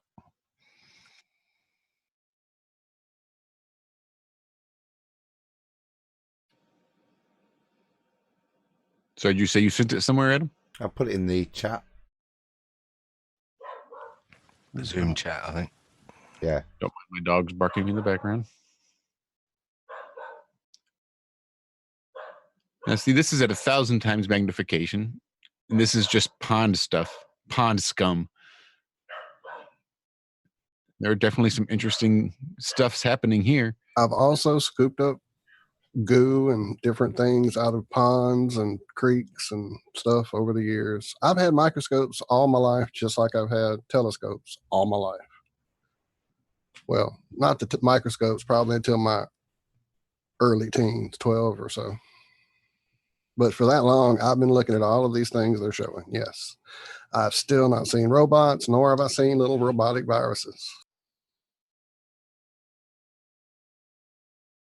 A virus, again, it's a bit like when John talks about seeing a molecule or an atom. They're much too small to observe. And even within these cell structures here, with regards to a virus, it's still microscopic. A virus is something that invades a cell and reprograms it from within, if you follow the kind of theology of it. But it's a very microscopic thing that's an implanting of a piece of encoding to get the cell to reproduce the virus. So what do you think of the people that are saying that viruses don't exist, that they're made up as well? Well, I have no idea. What do I make of those people? I don't know who they are. Well, again, if it's kind too of small, you mean their opinion with regards to it? I think, well, it's an easy card to play, isn't it? With a lot of things, it requires research, and that's why all you can go on. There's certainly something, isn't it? That's a communicable disease. Some of these things are trivial. Some of these things are quite serious in their effects. Some of them have mortal effects on them. They appear to be viruses exist. Let me finish. They appear to be communicable. They appear to be transmittable in some way. Therefore, they appear to be microscopic. Some of them appear to be only communicable in particular ways, via AIDS, for example, via a fluid transmission. So they're only able to survive within certain media, implicating that they're very fragile in their. They don't hold any real cellular structure themselves, like a bacterium, and that's the kind of supposition you're working with, that they're much smaller than bacterium with regards to their spreading of disease. as Walt would say, the pictures the analogies we've all seen and I learned early on are fanciful. Bacteria not so. They're cellular. They have cellular structure, and their different forms and shapes are described in their Latin names by them. But I think try and ascribe to a physical form of a virus is very difficult. What I think is achievable is, you say they're not DNA, they have just RNA and a half a strand, and that processing of those proteins, they've achieved what the RNA strands of the virus are. So that they've been identified in that way, but I don't think How in much any of this physically is visible form. what you've been taught? How do they know it's only got RNA in it? If they can't, if it's so small, you can't even see it. I've actually pulled the strands out, and we attempted to dissect them chemically and separate them. It's very hard. It failed numerous times in school.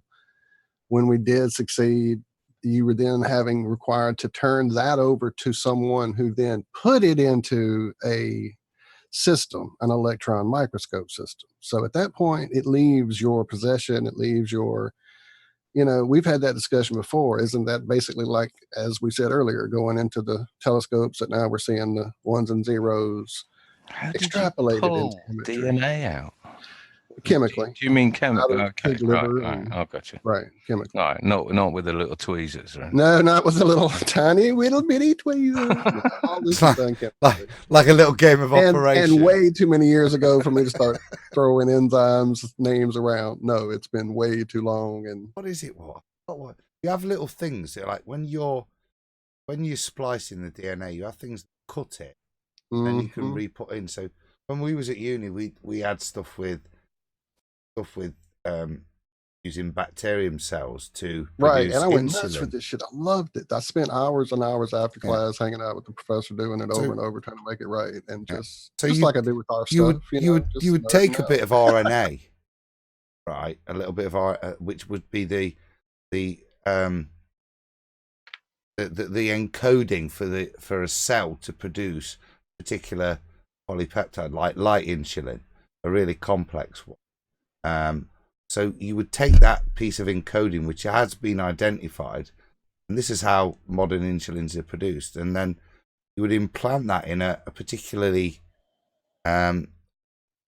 productive bacterial cell that produced loads of output, goo, whatever, and you would change its programming so that the goo it's outputting is the encoding for insulin, and that's how they kind of manufacture most of the insulin now that's not porcine or bovine, which you'll very rarely see.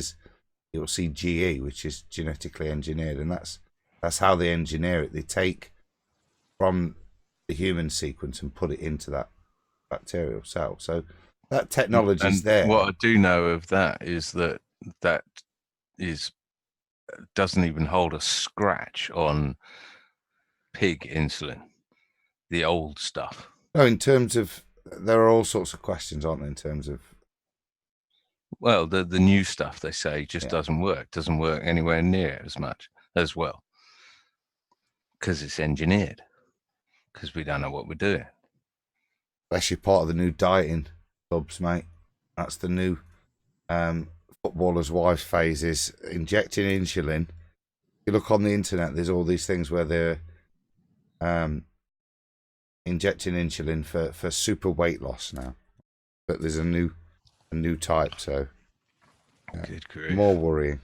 Knock yourself out. That looks like a flat Earth map.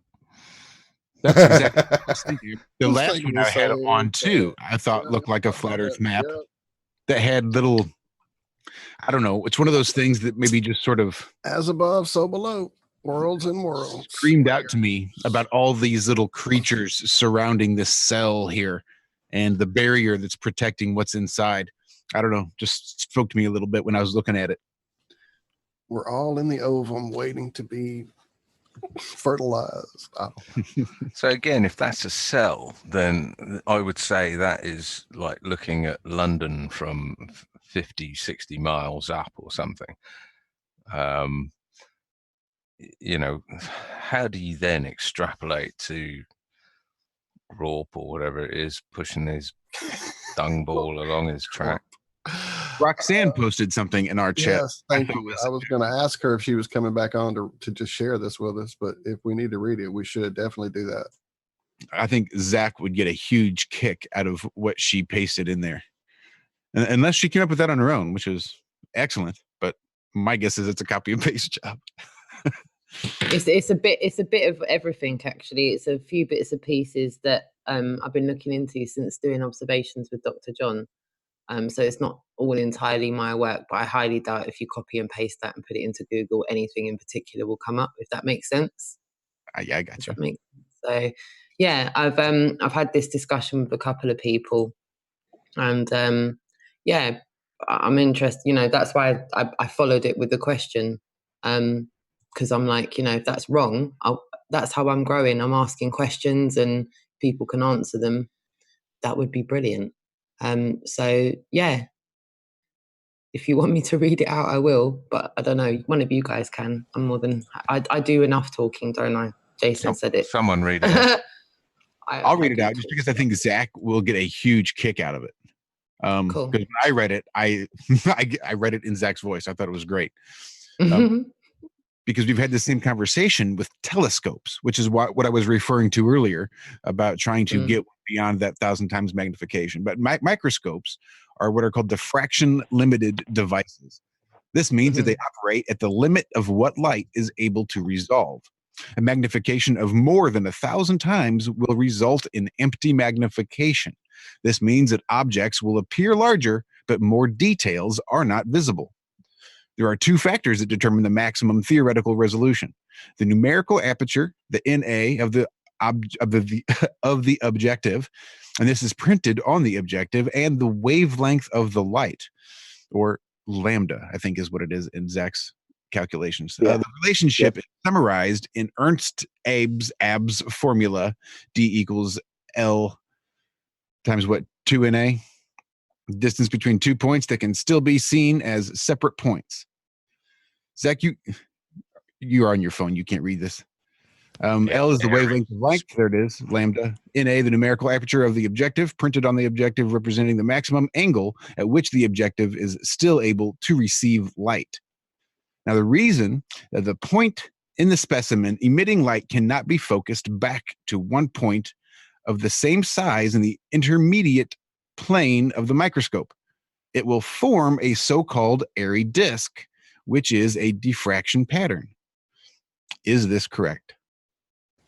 Yes, absolutely. Every light source does it. Every light source does it. And again, as above, so below. So whether we're watching ships disappear hull first over the horizon, or whether we just cannot make out the little dung beetle pushing it along the track of the cell, because you just can't resolve that image that far. To do it, you're going to need something else. The Rice telescope, or the microscope, that's why it was so cool. The guy put gases inside, in between the lenses, to mess with that kind of stuff. He was beyond genius. That guy was awesome. If anything, what they say about him is true. I mean, they held banquets in this guy's honor that were like the banquet to end all diseases, or something like that. And that's something why, crazy. Zach, that you can't go out and buy a Rife telescope. What is it? No, not at all. Now. So that's why massive telescopes are so huge. Is that's to get around the limitations of resolution? Yeah. Yep. Yeah. Speaking of Dr. John D, he just popped into chat. Hey! Big shout out, Dr. John. Dr. John in the chat. Oh, hey, Dr. John D. Wow. Shout out, Dr. John. Yeah, shout out. He's got me on my pursuit of truth. About this, then yeah. Come on, let us know. I'm sure he does know a lot more. Do you know what? I'm sure we could be here until about 5 in the morning with Dr. John. Shout out, Dr. John. Here's another little shout out. Me Too, before Me Too was hijacked. Put a little link in there with a video called Unlocking the Mysteries of Life.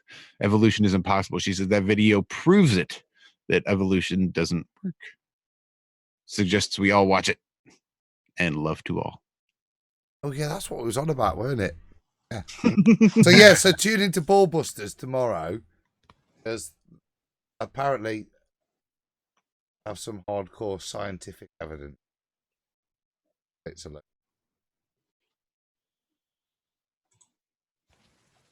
Cool. What time's that?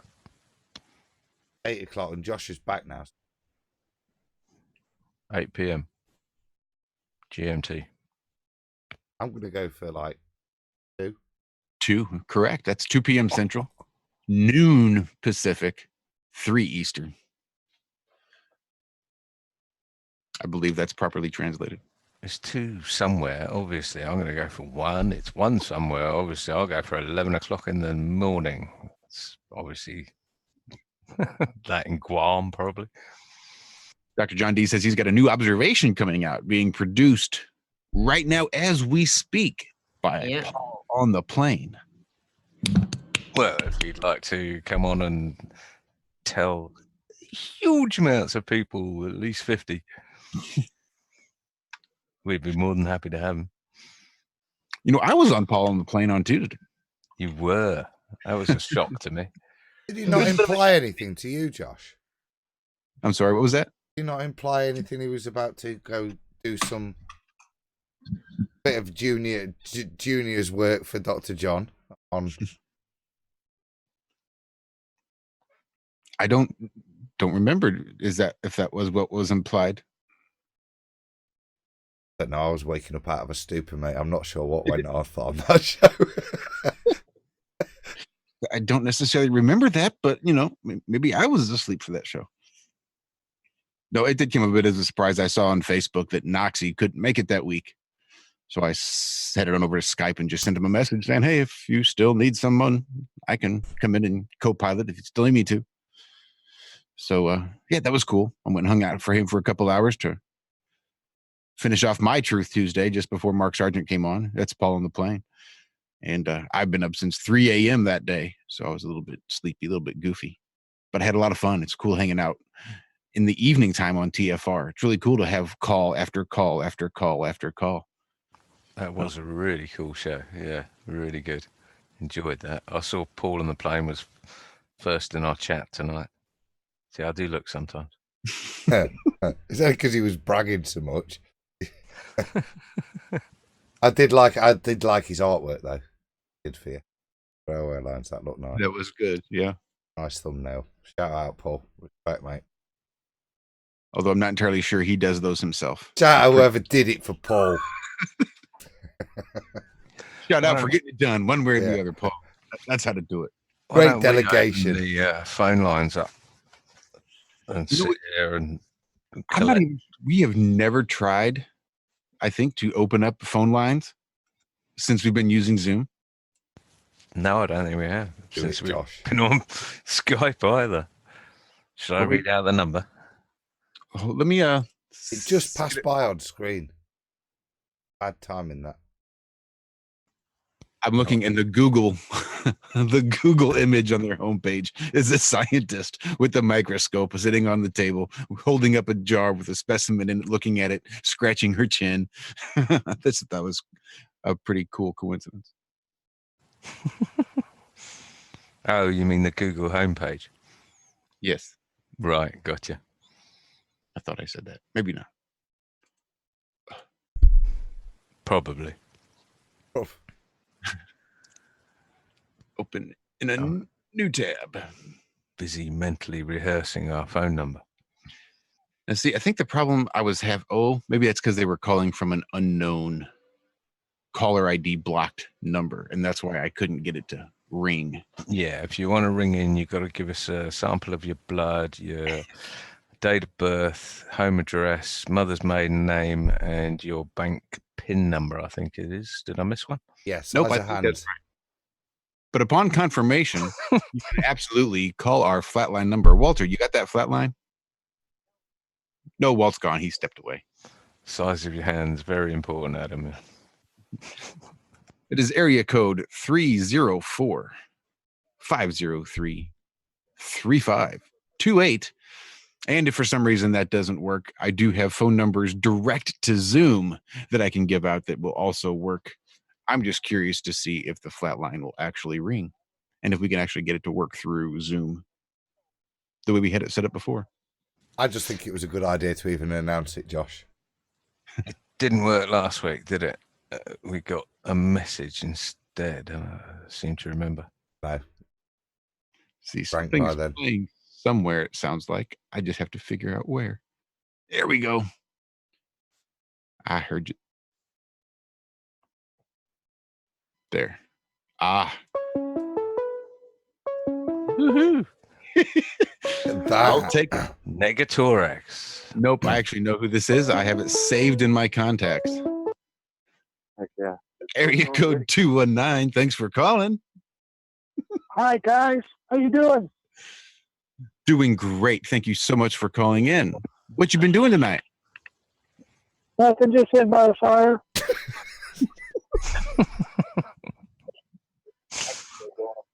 Well, I'm I excited it just want to works. call in and make sure that the phone number works for you. Well, it surely does, caller. I really appreciate your steadfast dedication. Much love to you.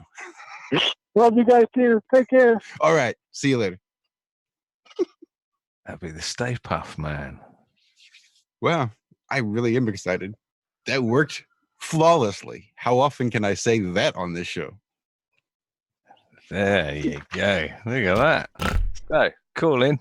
Stop snorting. All right. I like the snorts. I purposely don't mute my mic when I snort when I laugh, just because I think it's endearing. I couldn't get there.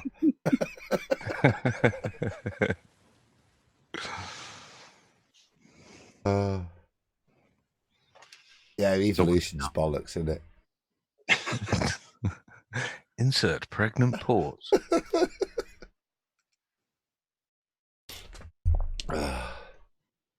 Savage! Yeah, you see, now you said that, I feel pressured to say something, John. Didn't before. Said what? Pregnant Paul. Oh, right. Although I'm looking at those microscopes. And they say, oh, what's that? 2,500. Oh. Yeah, that's like you buy your kids one of those telescopes and it's got pictures of Jupiter on it. Oh, did you see Pluto's now a planet again? Is he back in? Yeah. Is it? Yeah, Dixie just asked me last night. I just last night if it was a planet again. I said, no, I think it's still too small. I think guess that's it's not too nice, small. Josh. I think it's nice. It's inclusive, very PC. Leaving it out there. No, you're not a planet. You're not good enough. You're small. You're no planet. You're just a dog. Yeah, but I orbit just like you guys. My own orbit. Mine. My goodness, I go away for half a minute to make coffee and you guys run everybody off. Gone sideways. Well, no, I just noticed Jason left a note saying goodbye, and I had already said goodbye to Robin earlier, so they left the best with us, I suppose. Roxanne is still here. Don't worry, you still got Motor Mouth with you. That's You've what I was still got saying. As Motor long Mouth. as they left somebody I'm in just charge. keeping quiet for a minute. I'm just keeping quiet, giving everyone a break. And but I'm still here. I'm still here. You'll have to kick me out. I'm not going anywhere. We didn't hear your views on evolution, Roxanne. My views on What was the evolution. question, Adam? What was the question? No idea what the question was. Sorry, guys. It was just plain as evolution. Your thoughts.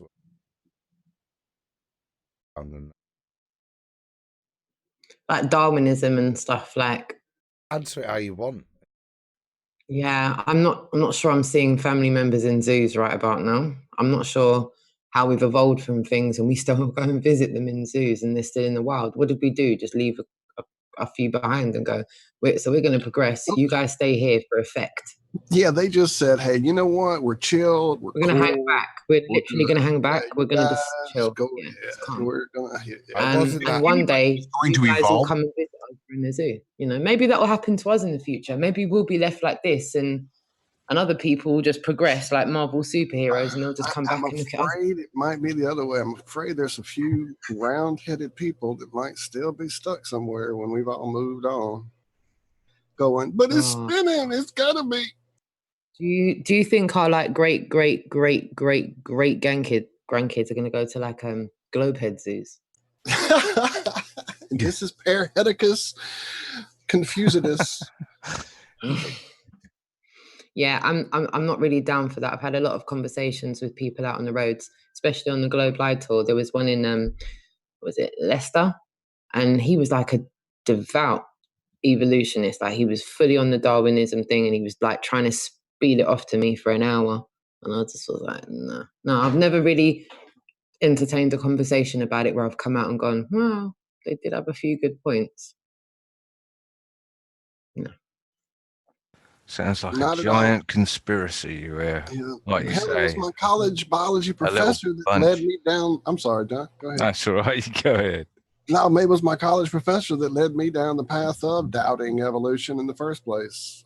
You know, all the questions I was having, he finally gave me a few of his books that were not authorized for the classroom, and that's where I went exploring some different ideas. So there are Shout people out to your there, college professor. then. right? There are people out there in these institutions that are actually trying to get some thinking done, not just getting Yep. their checks. So If monkeys were going to evolve, don't you think it would be the damn monkeys that we put in the zoo? Don't you think? Why didn't something else evolve to this level as well? Why don't we have like an arch rival that's like walking, talking, intelligent like us, and it's just clearly nothing to do with us?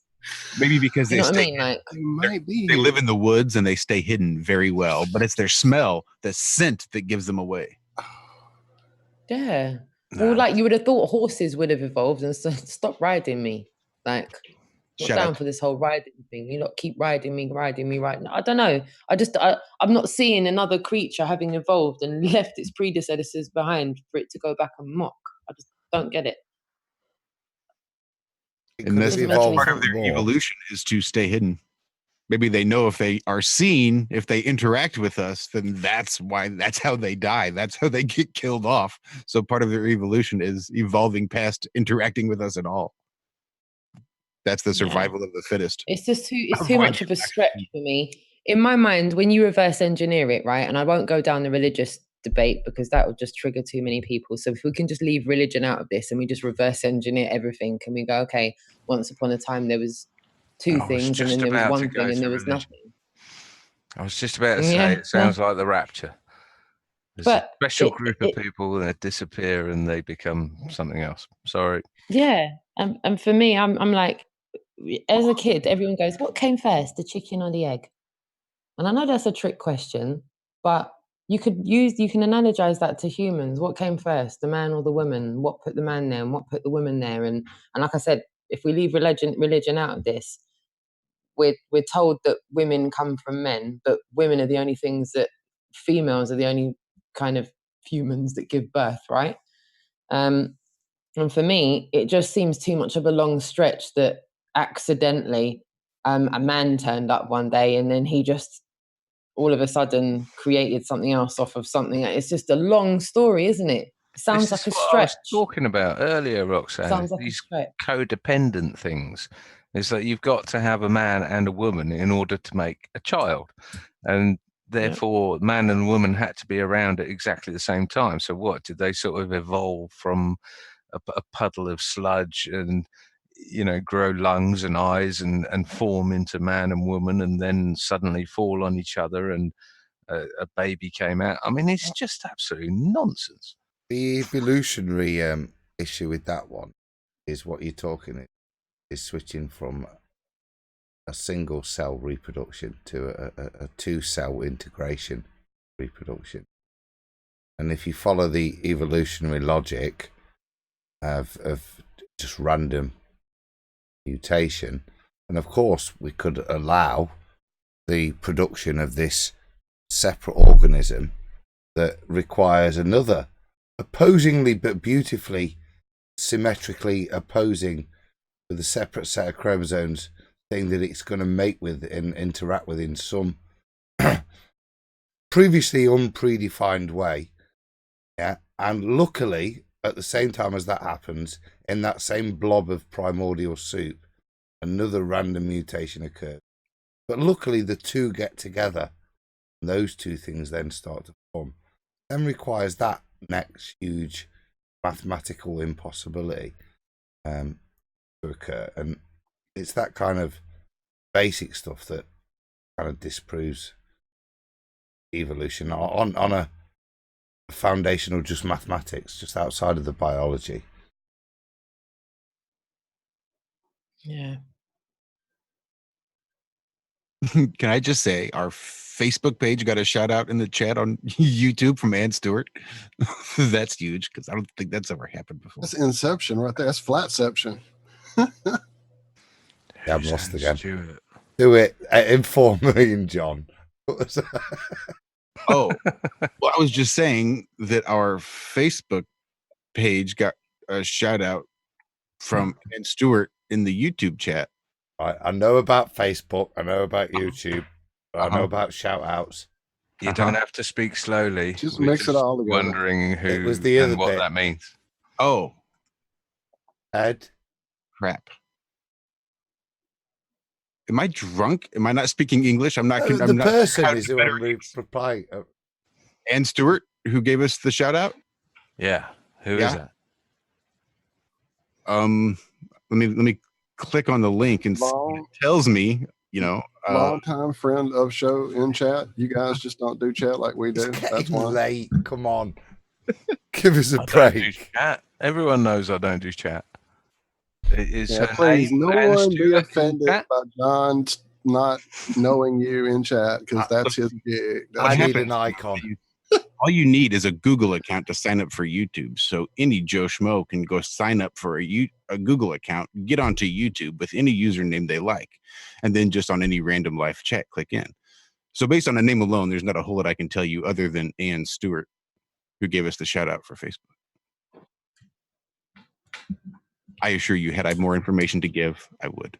I'm not gatekeeping our shout outs, John. I'm lost. Well, it's cleared a bit up for me because I had Ben. I understood. I got you, Josh. It wasn't you. It might be a British thing. I thought we were being stupid. Like this person was really famous. Suddenly we'd made it, and that was it. We could all retire that would now be Anne Murray, I and think. not share that $130 odd food together. I just thought since I was like the only one that ever mentions that Iron Realm Media has a Facebook page, for someone to That is your party come and say what a good Facebook page it is, I thought was Thank you very much, Anne. We appreciate it. We've ruined it, haven't we? One Thanks, of our biggest Anne. achievements. We've ruined it. I'm sorry. And we knew it was all scripted. Don't worry. We No. love you, Anne. No, John. We know who you are. I'm I think. sorry. We've let you down. We've let Flat and ourselves Friggin' down. I'm trying to play catch up in chat as well. I'm not going to ever do it. So I'll just say hello. I love you all. Thank you for being here. The chat's had some awesome input, by the way. There's been a lot of going back and forth in the chat room, but a lot of positive input. Everyone's had really positive input for most of the subjects that everyone's been talking about tonight. Shout out, chat room. That reflects the 20 thumbs up we've got. Well, they're so Nice. busy chatting and Better than interacting. They don't 200 have thumbs time. down I get sometimes, so at least you're not getting trolled. I was going to say, Good. Rox, tell us a bit. No, we 'cause got 9 down. We're banned from Yeah. chat, right? And I've just looked up, and all I've got is Martin Leakey. Adam, your mind is so odd, mate. I love you, Martin. See, it's great. Chat is great. Is there anything more positive than that? That you noticed? There's a lot of Dancing things more this, positive than saying that. Josh is talking Greek again. That's some David compliment Howard. coming from Martin. David Howard's had a lot of positive input in the chat. He was saying that the evolution bits and pieces we were talking about, he says that's the whole problem with evolution, a species with a man and a woman. He says all of which proves that we were put here. Not an accident. Agreed. Who Agreed. banned you from chat, Adam? I mean, what? You said you've been banned from chat. I did, the cheeky bastard. Well, I said banned as in we're supposed to be. You started it. Don't look at. That's what he say that. Stan Smith as well. Shout out Stan Smith. Stan Smith said, I've got some new observations of the moon that no one's talking about. It's a massive, big nail in the coffin for the globe.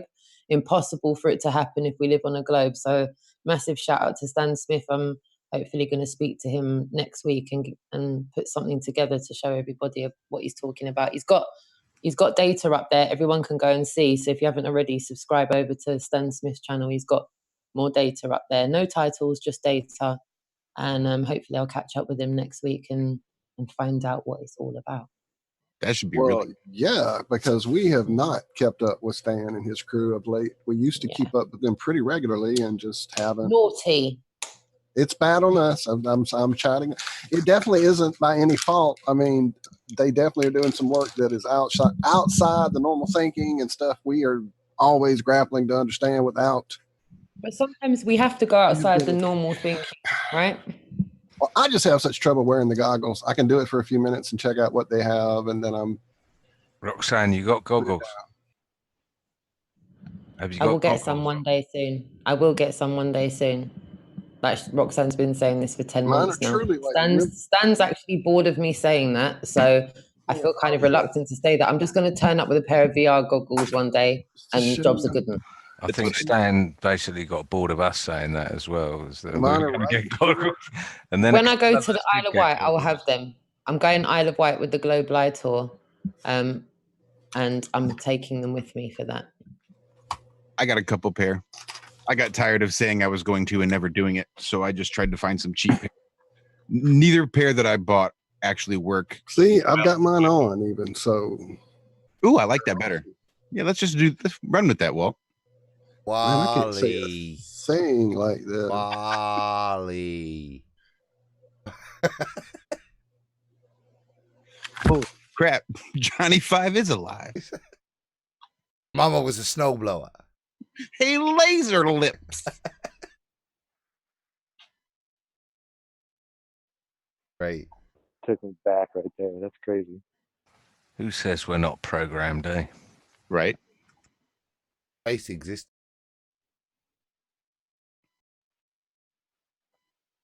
So did artificial intelligence. Thought of it.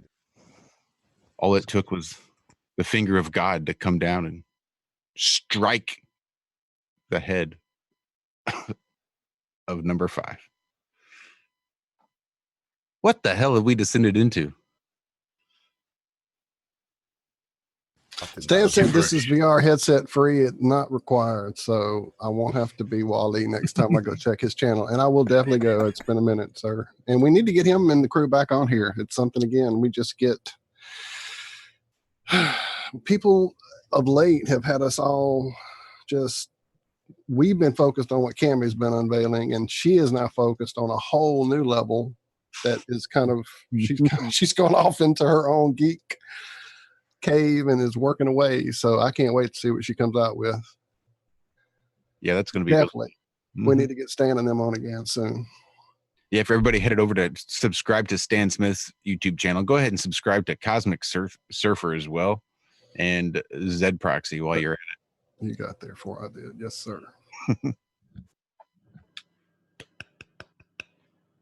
Apparently there's a video that Me Too before Me Too was hijacked, shared for Adam to watch, but I'm not finding it yet. That was I was just doing that and I couldn't find it. See, I'm still playing catch up on everything in chat. I have not been there. I've been trying to be good, John, so I haven't been in chat. Search for it's called Unlocking the Mysteries of Life. Evolution is impossible. She said that video proves it all.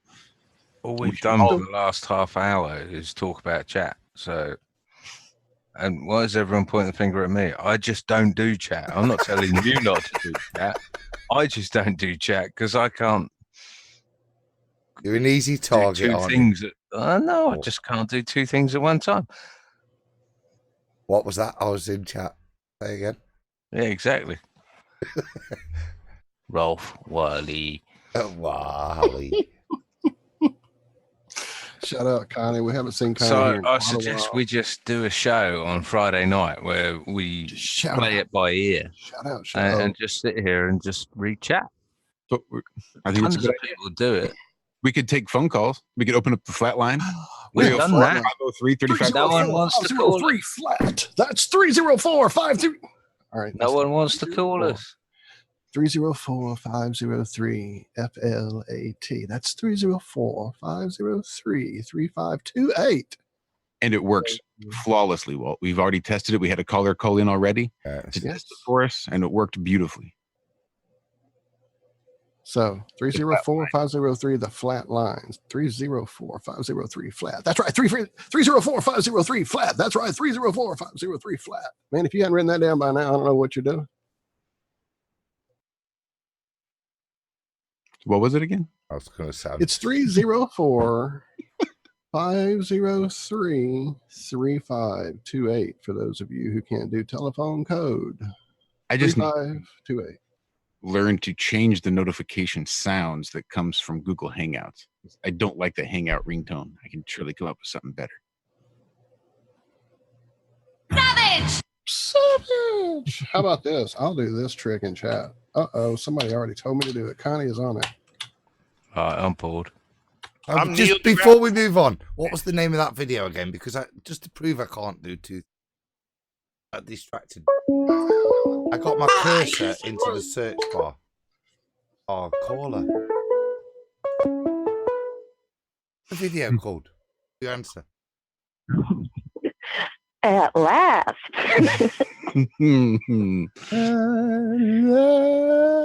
I'll stop. Do you know who this is? Do you know what the video is? I've got to look up. I have a success. It's an old phone number. I've held on to it for years and years. I refuse to give it up. It's mine. This is Constance. Hi, guys. Yay! Oh, all right, cuz. Oh, I have missed you so much. Yup. We have missed Yeah, you. the job was almost destroying me. So I stayed as long as I could until my son was out of a financial situation. And then I gave notice. And by then they were like, can't you at least do 2 days a week? I said, madam, if you want me to do it from a wheelchair, fine.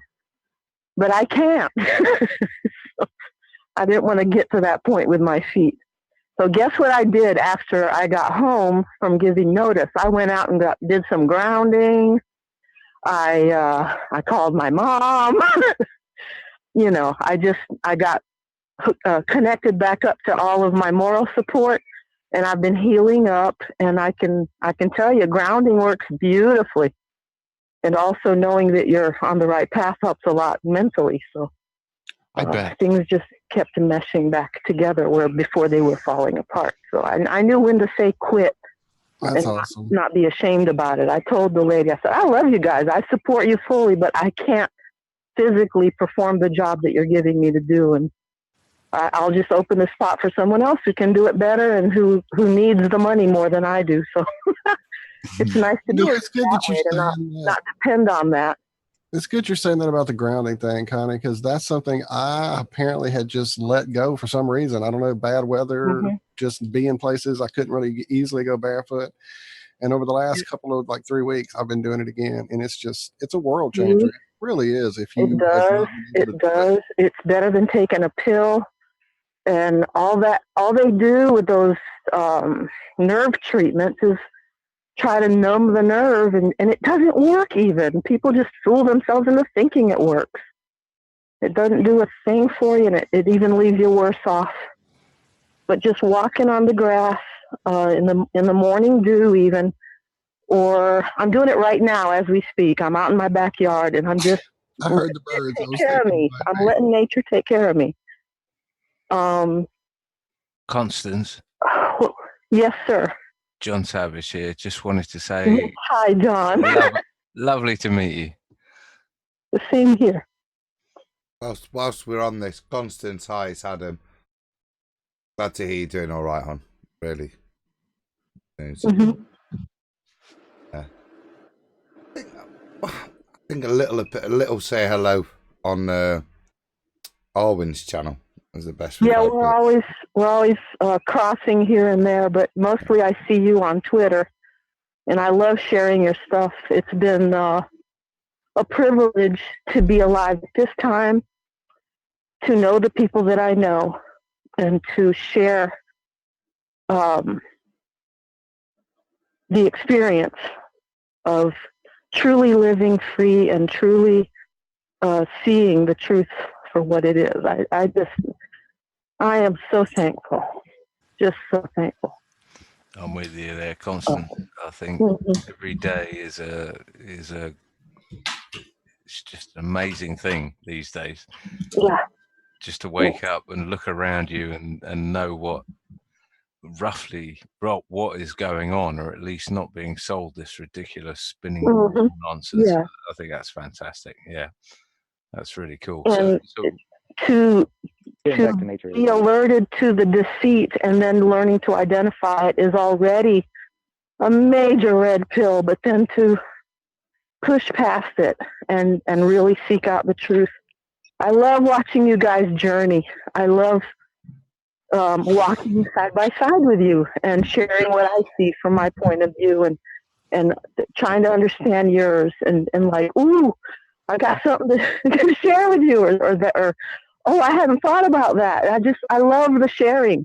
How did you find us? You're making me smile, Connie. Quit. They're going to get me in trouble. Smirking? There shall be no smirking. Right. How did you first come across us, Constance? Oh, on TFR and through Twitter. I just bumped into John Savage and Josh Well came up. Quietly Riot. I had been listening to Rob Skiba on TFR, and I started checking everybody else out. I had been listening to him before he actually started talking about Flat Earth with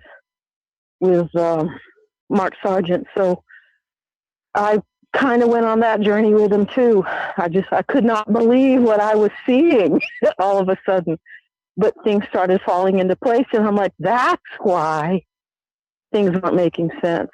And basically, I always thought of myself as a fish out of water, as a black sheep or whatever, because I was always questioning. I was always upset with authority because they just said, because we say so, and no actual proof, and just quoting things. My chemistry teacher, well, we did this and we did that, or they did this and they did that. I said, I don't get it.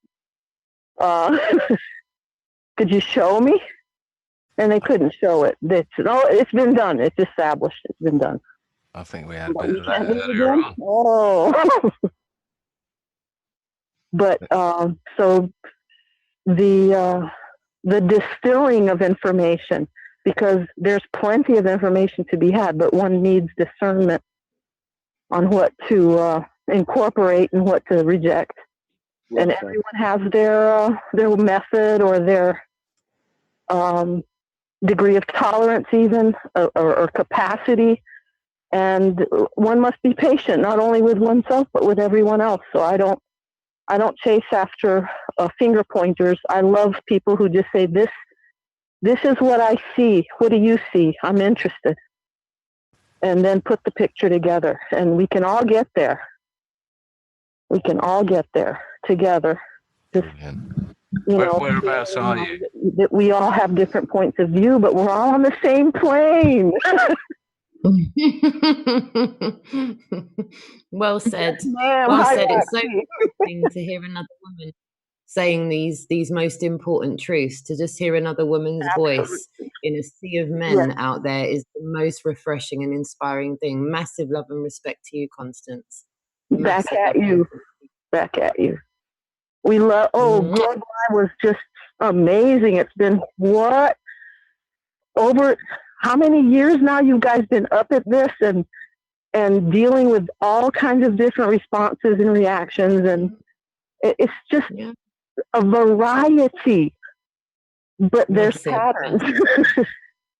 So you can spot where they are in their positioning towards the truth and facts and all that. So it's just so cool to watch how people interact and how they. Yeah, that's what I find as well. The human interaction is the key. The human interaction, the real life human interaction is what's most key. And I think that's how it was done in yesteryear, you know, word of mouth. And then what was that moment that I wept for joy when the deaf couple, was it? They were signing. And they were discussing the pamphlet and the posters and everything. And I just watched in total rapture as they just got it. And that moved me so much. It transcended languages, didn't it? It broke down all language barriers altogether, and the message was delivered without any words. If you can see, if you can see, you can know. Yeah, well said, my so a lot of people started discussing also about how to communicate this to blind people. And we all settled on motion, the lack of it. You know, they can perceive the stability or instability, and they can perceive vibration and all that, and you can communicate to them on that basis. Who was that? Was that you, for everyone? That put out that compilation of, I think it was the Globe Live tour. Yeah, Robin did. Robin did a little compilation of all of it. Yeah. I thought that was absolutely brilliant. Does anyone mind if I play that? It definitely. Oh, go for it. I love that. That would be such a treat. Yeah, that would be awesome. What a treat. So who's on that? I'm doing it now. Just give us a sec. You got it? Okay, I didn't know. I was going to share it to you. You Love got it. Yeah, I see it. Can you see it? Very Thank much. you. Thank you.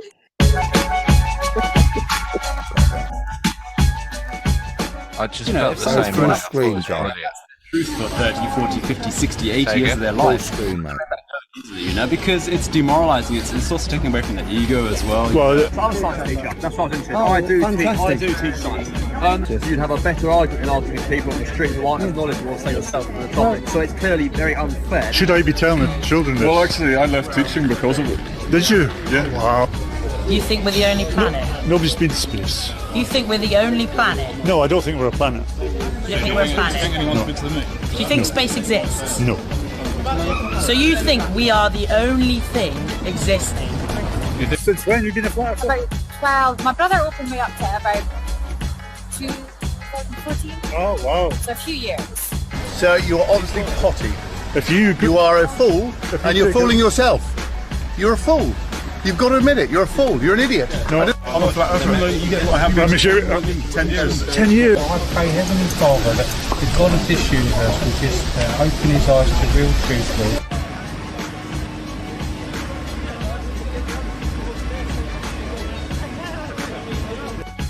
So guys, what do you think? Is it flat? Flat. I'm sorry, I can't do this. It's too ridiculous for words. I shouldn't have been giving you my time. Thank you. For me, I feel empowered. Yes. Good. How I feel is that, I do, genuinely. I feel grateful. And do you believe in the moon landings?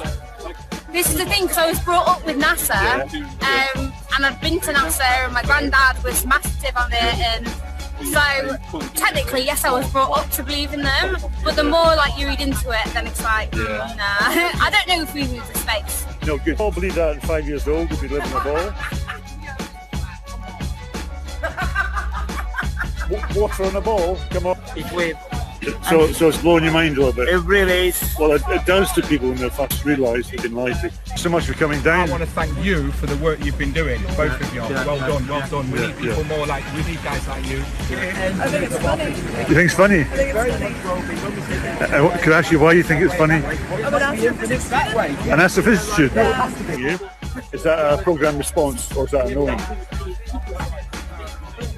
Burden of proof to realise with yourself to first encounter. But can we swap before we run?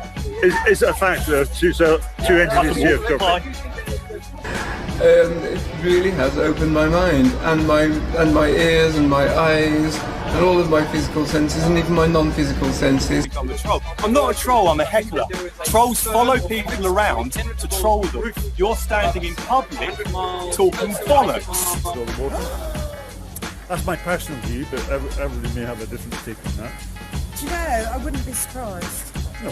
I wouldn't They be lie about surprised everything at else. all. They do lie about everything else. For their own gain, or for money, or like you say, for control. Absolutely. I don't So why are you getting annoyed? Because everything I say, you have a little smart answer for that doesn't actually make any sense. A smart answer? It's been like programmed into your head ever since you're born, isn't it? Like balls, your globe in school, everything is BBC. Yeah. Spinning around every But day. it's weird how the United Nations and NASA use flat Earth maps. Yeah. That's peculiar. It's a bit of a boggle, isn't it? It's a bit of a boggle. But I must admit, I'm swaying much more towards this. It's because of the differences in gravitational effect of the moon over the surface of the Earth. Okay. So it's because So it's not gravitational pull. No, it is. It is Oh, gravitational it effect. is? But it is due to the difference in gravity. It's not a first order effect. It is a second order effect. Okay. Because the variation in the moon's gravity creates some areas where the acceleration is more towards the moon and some areas where it's further away. Okay. And actually, there's not just the pulling out. There's also So why large bodies of water, like I don't know, like the Dead Sea, Black Sea, and all that? How come that they've got no tides? Is it? And maybe there's something truth to flat Earth. You know? Well, I like there's enough people who have looked into it to get here. Yeah, I really appreciate it. I think it's great what you're doing. I think it's great. In fact, it switched me on to go back instead of being a boring ass watching the same old crap. I'm going to have a good look at this. Good. Now I'm asking for proof of claim that gravity can hold massive water to a ball. Isn't it centripetal acceleration that holds the water out? Well, that's what I'm told. Yeah, like the angular velocity of the spin. That's what I'm told. Creates acceleration towards the centrifugal, right? That's what which is proved by Kepler's equations based on Brahe's equations, right? But equations never prove anything in nature. Well, I mean, they're a model of nature, but yes. Well, models and equations never prove anything in nature. Is that accurate? How does this phone work? Because, well, no, you're jumping away from equations to a phone. Yeah, awesome that you're doing this, and I love the fact that it's coming out. The Suez Canal is 160 kilometers long, provably level from end to end. I ask you, if I put Canada and back to back, I could get to America from here on a perfectly level body of water. Now, if you still think after me telling you this, that rocks can float in sky because they get so big, that's nonsense. If you still think that ships can go down over a body of water, a curving body of water, and find their way eventually back up again, you are still brainwashed by your educational indoctrination system provided to you free of charge by your government, who would rather have you kept down. We want to celebrate the fact that there's been 8 weeks and 53 locations that have been severely red-pilled. A massive wave of awareness has been started that cannot stop. As you already know, the streets can't be censored. They might have been able to censor the internet, they haven't been able to censor the streets.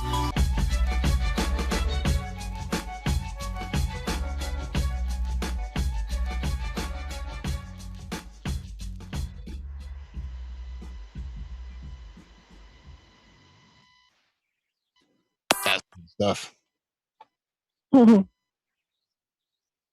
Applause. Nice. Applause. There was a couple of memories there for me, Rox. There must have been a few more for you there, mate. Yeah, man, a lot. That was a lot. I haven't watched that video in a while as well. You know, it's just when you're out there starting those conversations.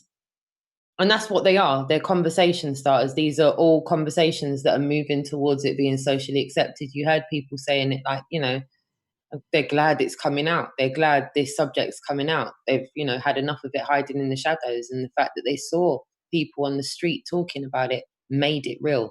There was a lot of people that said, it's one thing to see this on the internet, but seeing real people out on the street talking about it, yeah, it's real now. That massively resonated. That's what's really stayed with me. That's what's the driving force for this tour this year, is that these conversations are real. People are taking it seriously and they are going away and then having conversations about it. And I think, yeah, some people might be disillusioned with the rate of progression of awakening, but no one can get away from the fact that it's happening. And I think if people are naysaying it, then they're not, you know, even for me, I'm not having as much of a hard time having conversations before, when even just in the short time, Harry's been out for a lot longer than anybody else that I'm out on the streets with just now. years he's been out there having conversations. I've only been out there for a few months having conversations with people. Just in that short window, the rate of progression of positive conversations I'm having is unreal. It was like 80% negative when I first started going out, and now it's 80% positive in just that short. So in my mind, I'm going, well, if I take that rate of progression and forecast it, the heartbeat is just perpetuating it forward. And as I said, you know, you can have the internet censored, but you can't censor the streets. You can't. You're here. I know for a fact, I can't speak for everybody, but I know certain counterparts that I've stood on the street with are prepared to get arrested if it comes to that, because it's not going to be stopped. It's not going to be stopped. We can't socially stay in a time where it's socially unacceptable to question the things that we're taught as fact. End of story. It doesn't get any more complicated than that. And that's where we are. It's socially unacceptable to question these things that we're taught as fact. For now, but it is growing. I mean, you see it. It is, see massively. It's growing. Massively. And Yeah. extrapolate it Massively. out. Ripples in the water, and then they become waves, and then the tsunami hits the island of unbelievers. So people are out there making observations. The observations, we can't get away from them. One's aware of it, and the awareness is growing now, and it's all grassroots.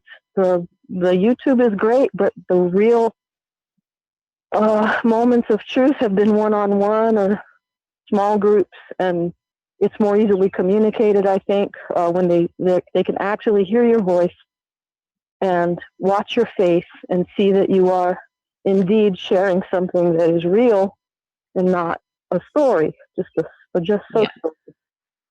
Yeah. And now with so many people making observations that clearly show that the claim that's been made is false, Mm-hmm. Answers are needed for why what we're taught is evidently not what we're living in or on. Mm-hmm. And all we can do is get facts and people that say, for themselves. maybe it's bigger. Everyone's maybe entitled sorry. to that. Yep. Go on, darling. Sorry, it just cut out. Go on. Well, I was just saying that everyone is entitled to the truth, and it doesn't need to be hidden anymore. And I do sense a trend in the liberation of it, as if the powers that be were holding the lid on it. But then I don't know who's controlling the timing. To me, it is the creator. But at some point, there was a turning over. Say, okay, let's let them be the bad guys and break the news to the kids about the Tooth Fairy, and Santa Claus and Flat Earth. The truth about the globe is it's a lie.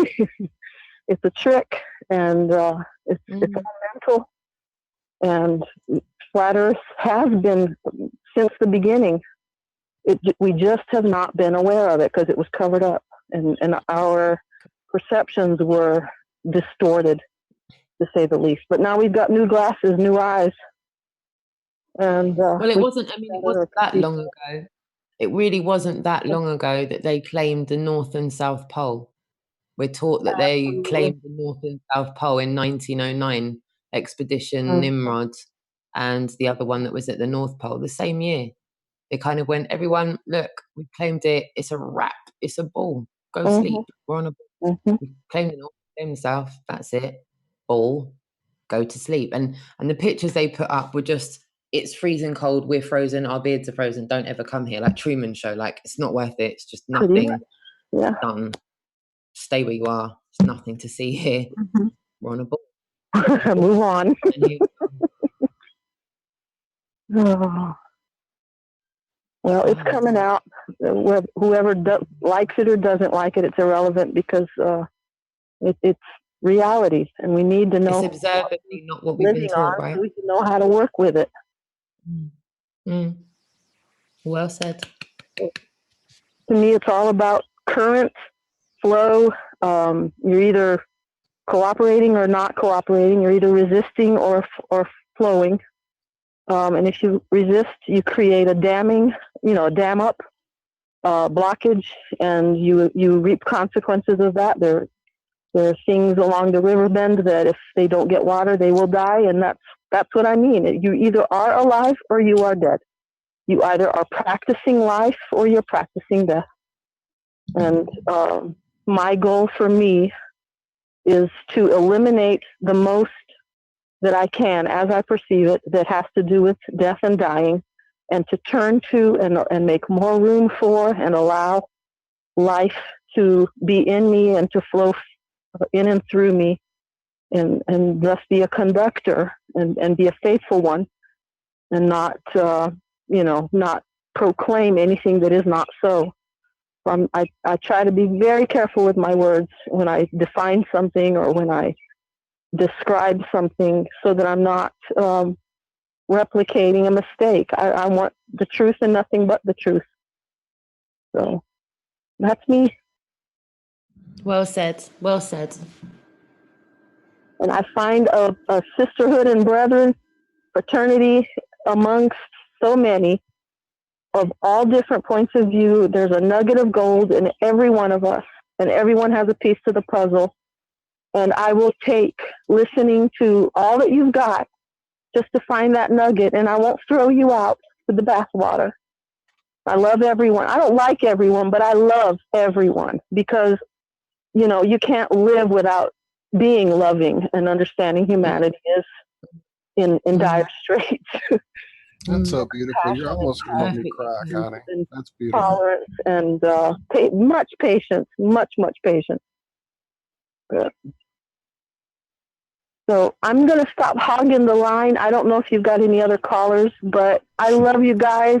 Yeah, they're backing up, Constance. Walt, Josh, Rox, and whoever else is still there. Robin and big love team, Jason and all that. What a fantastic bunch of people. Just a grand company to be in. So I love you very much. Thank you so much, Connie. We love you too. Love you, Connie. I'm so excited for you and your newfound freedom. That's so exciting.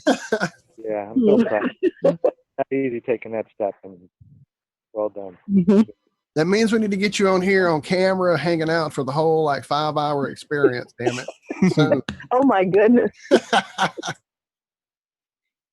But that was It'll so happen awesome. when it's meant to. That's for sure. I know. Absolutely, for sure. And I will be headed back down that way. The ride. I'll be headed down that way probably again within the next couple months. I think my mom is finally ready to retire and move back up here. I went through Elberton just yesterday. I was doing an errand with my brother for my dad, and I kept looking. Is there a place to turn where I could go see the stones? But then never mind.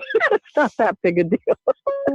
Yeah, it's definitely an experience. Well, thank you so much for calling, Connie. I think we got another calling in right now, but definitely call again soon.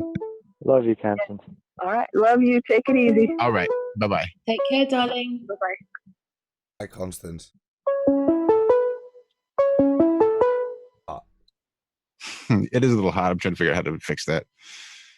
And is this Brian? Is that who this is? The person who I've been ignoring for the last couple of weeks? Yes, it is. Well, thank you so much for calling. Sorry it took me so long to be able to actually finally answer your call. And it rang this time too, which I thought was really weird, even though it came up unknown.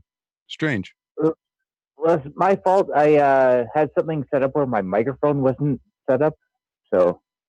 Oh, that could be it. Yeah. I suck at computers. I do too. So don't feel bad. So let everybody know who you are and maybe your YouTube channel. They might recognize you more from your other name. Oh yes, this is Brian from Niagara Falls, otherwise known as Ginger Sugarbush 905. What's up, Brian? So yeah, horrible name, but people remember it. They do indeed. They definitely remember it. And I think it's the ginger that throws me off every time. Maybe I'm picturing Gilligan's Island or something, but for some reason, ginger to me implies feminine characteristics. So it was really interesting to see Brian pop up in the voicemail because I get the voicemail to text. So I have a text left here from the voicemail you just left. I was getting ready to play, but Connie hopped off. Brian. Oh, yeah. I'll be damned. Ginger Sugarbush 905 is Brian. Or redhead. Yeah, I could So- definitely see redhead too. Well, that's awesome. Yeah. I'm so glad you called. Yeah, definitely. What you got going on? What's on your mind? So here's one of my concerns. Like, I know it's flat. Don't get me wrong. But the reason that they might be exposing it right now, like the possible alien agenda that is coming out, is that it's all one world. Like, we're all in it together. One world order, new world order. Like, it just seems like that's something that they would want. You mean, Brian? It's Adam here. Hi, mate. You mean it's a kind of part? This is something John's alluded to in the past. It's a kind of part of the flat Earth awakening is the unveiling, but sadly, that's part of the next stage of control. Well, it's why they're letting us keep on going. Because if they wanted to squish it, they could totally, at least on YouTube and Google and all the main platforms. Okay, so would that would that mean Project Bluebeam is just a beautiful red herring? Distract us all as to the next step they're going to take. So is that what you're meaning in terms of? Well, I think we actually screwed them up with Project Bluebeam because they've been spraying us for like a decade plus, and I think that's what they're going to project the holograms or whatever in the sky off of. But the fact that people are coming to a much better realization of the world that's around them, they're just going to well, it's not even that, but just the whole idea that the Earth is flat and we're all in this boat together is how they're going to want to push the New World Order on all of us, if that makes sense. Yeah, you mean it's the same sort of paradigm as aliens are invaded. It's the same reason to unify. We're still all in this, which is not a bad reason in of itself, but no, I get what you're saying. You're sort of saying, are they releasing the flat Earth now because it is a stepping stone to a new world order? Is that sort of what you're saying? Exactly what I'm saying. I'm concerned that they're using our gumption or our gung ho-ness to I don't know. I'm always looking at the worst case scenario. It's they do. So you're sort of saying that they're using flat Earth to steer us in a certain direction where the only outcome will be we're all shouting for a one world order. And I'm exactly on your team here. I think you're spot on there. I've said from the start, I think flat Earth is a psyop, although it is true, it is a strategically released timing psyop. Yeah, and on top of everything else, because I was so mad about the lie, it definitely makes me. There's not much that makes me angry, but that makes me angry. What's that? Well, the fact that they're using truths to push their agenda. Right. Gotcha. Well, I mean, that's the ultimate disinfo, as we've learned over time, is to have the truth just sprinkled with bullshit to throw it all off. And I mean, certainly the dissension, and not just the dissension between flat versus ball, but the damn dissension that we as humans that are still fighting with this ego that's riding us like Roxanne's horses. It just, it's hard to even get past that, let alone to think outside of the programming that just flies into our face daily from every direction. So the dissension of it all, I think that's a huge part of why it got released. It's creating it within the movement, without the movement, ball versus flat, science versus scientism. I mean, it's been the ultimate trigger for that. You know. Also, on that point, though, it's also been the ultimate trigger for atheists to become creation believers. Atheist versus Christian versus nasty bastards to become nice bastards. Yep. I think they're playing a very, very thin knife edge that it could go either way, basically.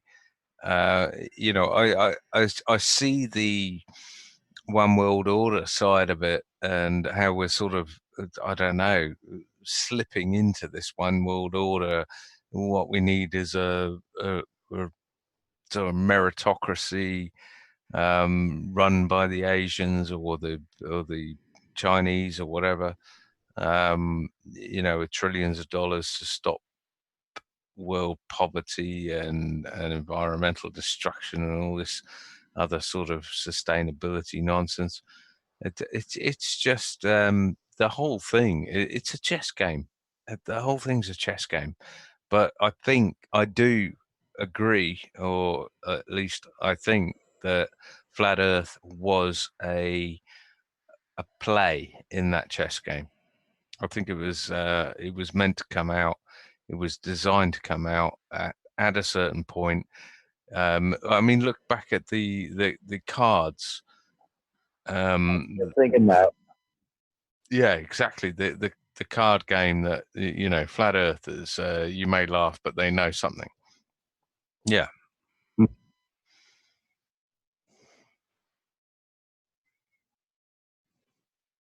Exactly. Uh-oh, did we lose Brian? No, I'm still here. I just don't want to speak over.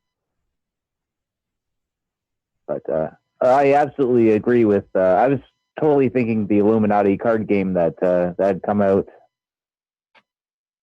when you were talking there. Yeah, that's what I was talking about.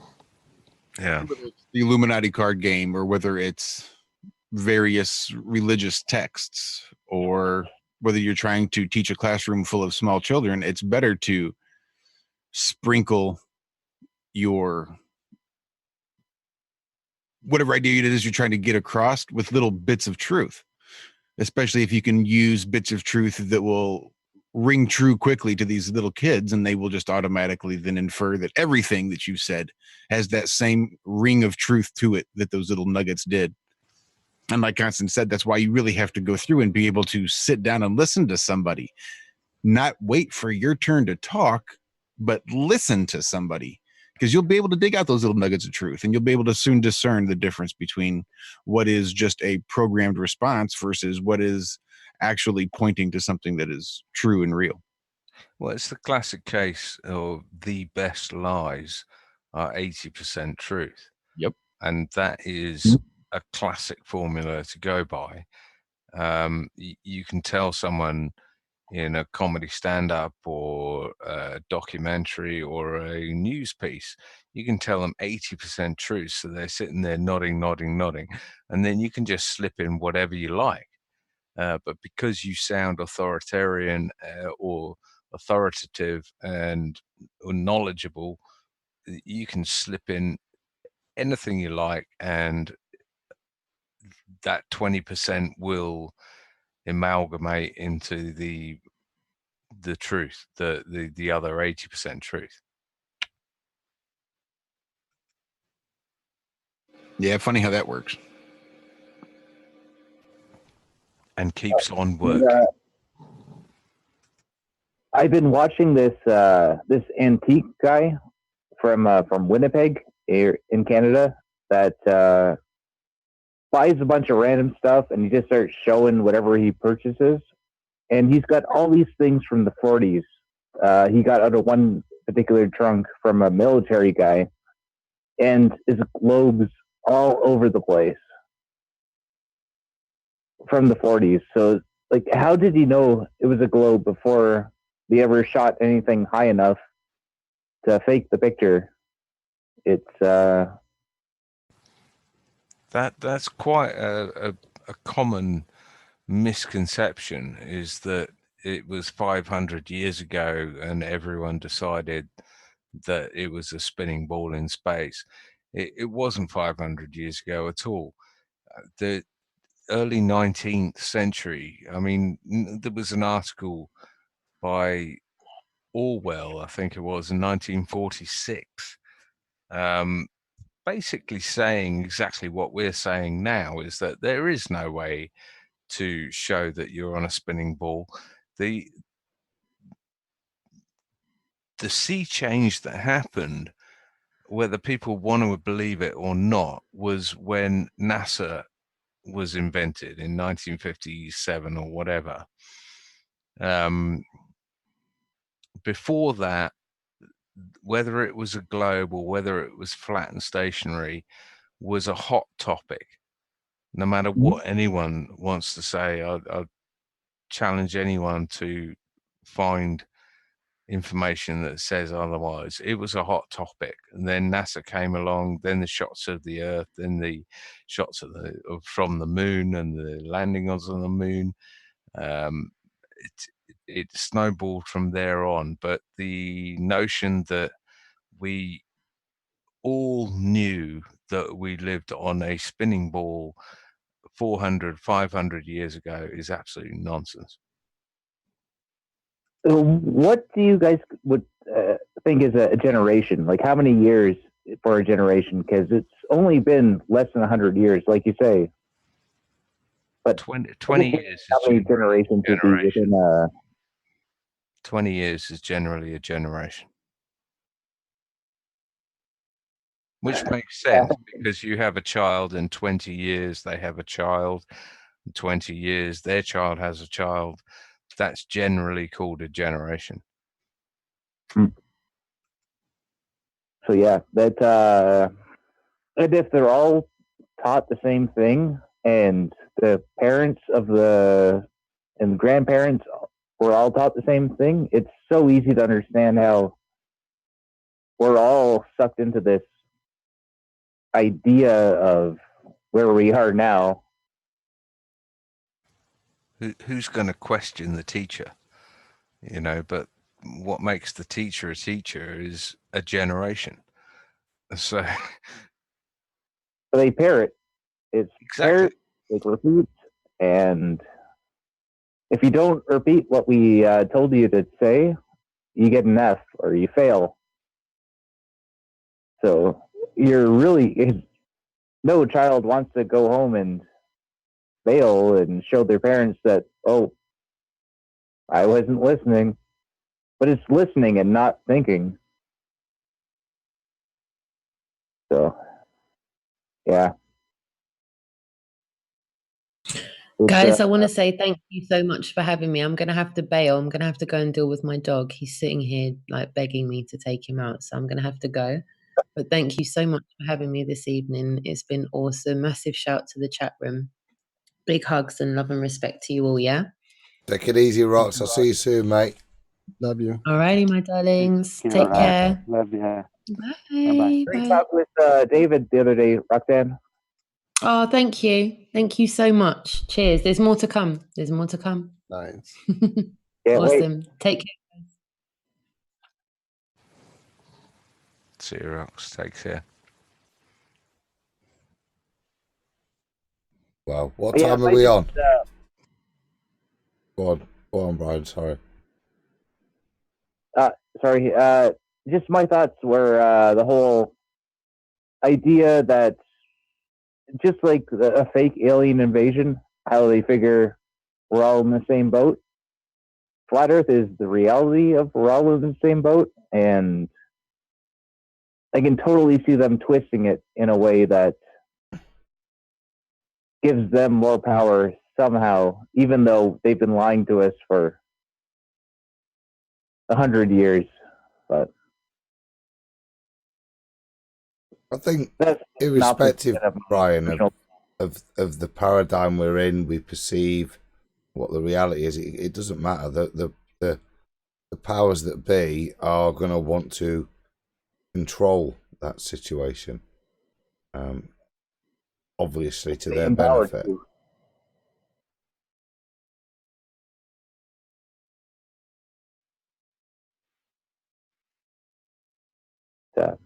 Yeah, I would love to keep on talking all night, but I don't know if you guys have more callers or you've got something else lined up. But and I can't stay all night, but 5-hour stream, not a problem.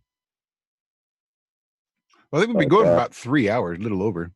I suppose we could probably wrap it up. Yeah, great to hear from you, Ginger. Yes, thank Sugarbush. you so much. Love the name. Quality. But yeah. And thank you for hanging out with us earlier as well. And all the time. One pregnant pause too much there, I'm going to say on that note.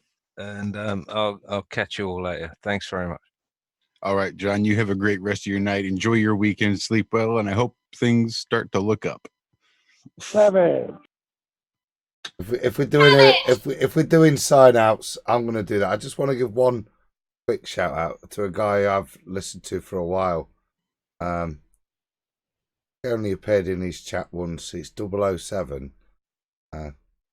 Quality musician, guys. If you go ahead over to his channel, I think he's been on Roxanne's channel recently. I think that's right, with Roxanne and Dolly, I believe. Yeah. So somebody I've known about for a while. Pretty cool guy. Plays a nice tune. Well, so plenty of nice, just chilling music. When I was setting the shows up on a Friday, he'd be. I don't know where it is. Somewhere in much sunnier climes, Spain or Canaries or somewhere, but in a bar playing some nice music whilst I was setting stuff up. And yeah, shout out, bruv. Nice to see you in chat, mate. But for me, I'm gonna retire a little bit like Mr. Savage. I won't disappear, but I've been down to one eye for the past 10 minutes, so I go to 0 for a little bit, guys, and hopefully you won't need to try and cut the stream this week. Well, hopefully we won't linger too long, and we will expediently end the stream so you don't have to fall asleep waiting for us to do it. It's been a pleasure, mate. But a big shout out to 007. I would like to get him on here. We do actually have call-in numbers straight to Zoom. I almost said Skype, but straight to Zoom for people from the UK that want to call in. So maybe next week or one of these weeks coming up soon, we'll put those numbers out there and we can do the flat line and we can have people calling in straight to Zoom. So there's lots of ways we can do a workaround. We'd love to get you on one way or the other, though. And for sure, before we leave, we have to give the ultimate shout out to our own special Iron Maiden, Quantum 370, Liz herself. If it wasn't for her, I wouldn't probably be here tonight. I was not going to do a show, but we had to go live for Liz. Love you, Liz. Love you, Liz. Love you. I've come back. Shout out, Liz. Yeah, big shout out to Liz, our Iron Maiden. I just want to know who 007's favorite Bond was, because I'm a Connery guy. It's a good question. It's a really good question. I enjoy the camp nature of Bond, but it's Roger Moore, because for me it's more tongue in cheek and Well, see, my problem is I read the books during my youth as I was watching the movie. So I gravitated more towards the Connery in those days. But I'm, as an older person, really more appreciative of the tongue-in-cheek that went over my head at that young age because I was looking for the Connery. So, yeah. And I don't care about any of that new stuff.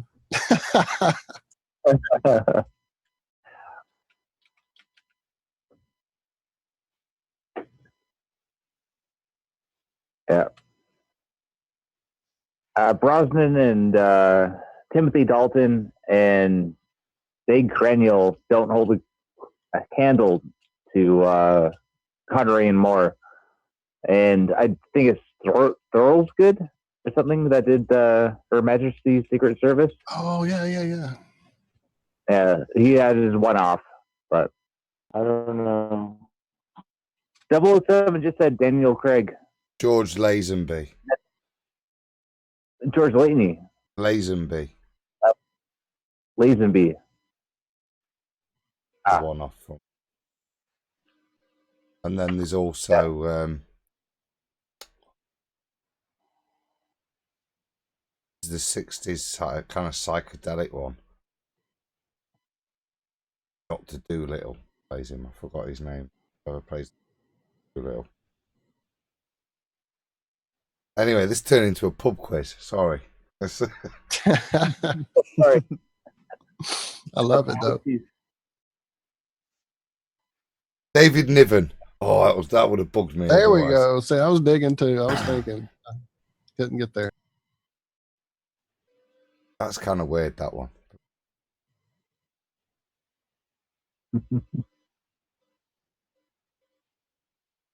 Right, I'm definitely going again. Stop bonding me up. I'm now. Good night, everyone. Love you all. Yeah, I'm having to get out of here too. I'm fading fast. So I'm going to say thank you, everybody. Robin, Rox, Jason, love you guys. Thank you so much. Everybody in chat, love you guys. You just know it. You have no clue how much it. And I'll shut up. Love y'all. Thank you. Love you all. Team, love you guys endlessly. You know this. So Walt does raise a very interesting point. I was just thinking about this earlier, and then of course tonight happens. I was on Paul on the Plane, and being on TFR in the evening is a far different experience than being on TFR at 4 a.m. Seeing all those people in chat and getting the phone calls, like, wow, that was really cool. And then this morning, we actually had 2 people call in, which is pretty unheard of for us on the Ironworks, which I thought was really cool. And then tonight we have 2 people call in, which is pretty unheard of for even the Flatline or for Have No Sphere, which I thought was really cool. So here it is, you guys just perpetuating this happy, lovey-dovey feeling that I got from Paul on the Plane being on his show on TFR. Carried it right on over. I absolutely appreciate anyone tuning in, everybody willing to take the time out to hang out with us and chat. Willing to go check out our Facebook page, all that good stuff. It really does mean a lot that you guys are willing to spend a little time with us on a Friday and not just throw us out with the bathwater, as some people are keen to do. So big shout out to everyone who's not me. Oh no, it's thanks to you guys, man. Thanks to you guys for doing what you do, and is from someone who's normally just in the chat. I'm sure I speak for all of us. It's refreshing, and we love to hear everything you guys are talking about. Well, and bring Kenny back. Definitely. I think we wore her She's out. going to come back with, like, you just don't know. She'll come back Glowbusters. She'll come back Glowbusters, man. She's got some stuff under wraps right now that she's working on that we don't even know all the details on yet. So, all right, I got to go. Love y'all. Yep. All right. Love you, Walt. You have a great weekend, and we'll talk to you later. Tuesday morning at the latest, 4 a.m. But thank you, Brian. Those are really nice words. That it really does mean a lot. I was surprised to see you call in and want to be on, and not just in chat. That was really cool. I appreciate it. Yeah, I tried last week and it didn't work out, and this week I did kind of figure it, but I can't thank you guys enough, because there's only one thing I love talking about, and that's the truth. So that is awesome. Well, Brian, you have a great rest of your weekend. Enjoy your night, and hopefully we will talk to you again in the near future. Sounds good, guys. Thank you very much for having me on. All right. Have a great. Take care, bro. Sorry. Oh, yeah, I'm probably gonna get rolling out here too, man. All right, fine. Yeah. No, it's cool. I can give you my view on evolution if you want. Absolutely. I got mad. I thought there was a creator. I got mad at him, and I turned to something else. Kind of always knew, but I never, it's like, how do you prove something like that? And then, I don't know, I was like 32. I found the Fibonacci sequence, how it's like everywhere. And I was like, oh, well, that's That's a thumbprint in my eyes. You know, that's, I don't know. There's something there, something amazing. Yeah, there's definitely something there. You know? So yeah, that's when I started really, really diving into it and looking into as much of the different stuff as I can. And yeah, I'm happy to say that I have no idea what's going on. I think that's what this is all about, really, you know? Every day I learn that I don't know anything. A little bit more. It's awesome. It's a cool journey. It is. But yeah, that's about it. I don't know. You know, I know there's something that controls all of this and makes it what it is, and it put its mark on everything, pretty much. Yeah.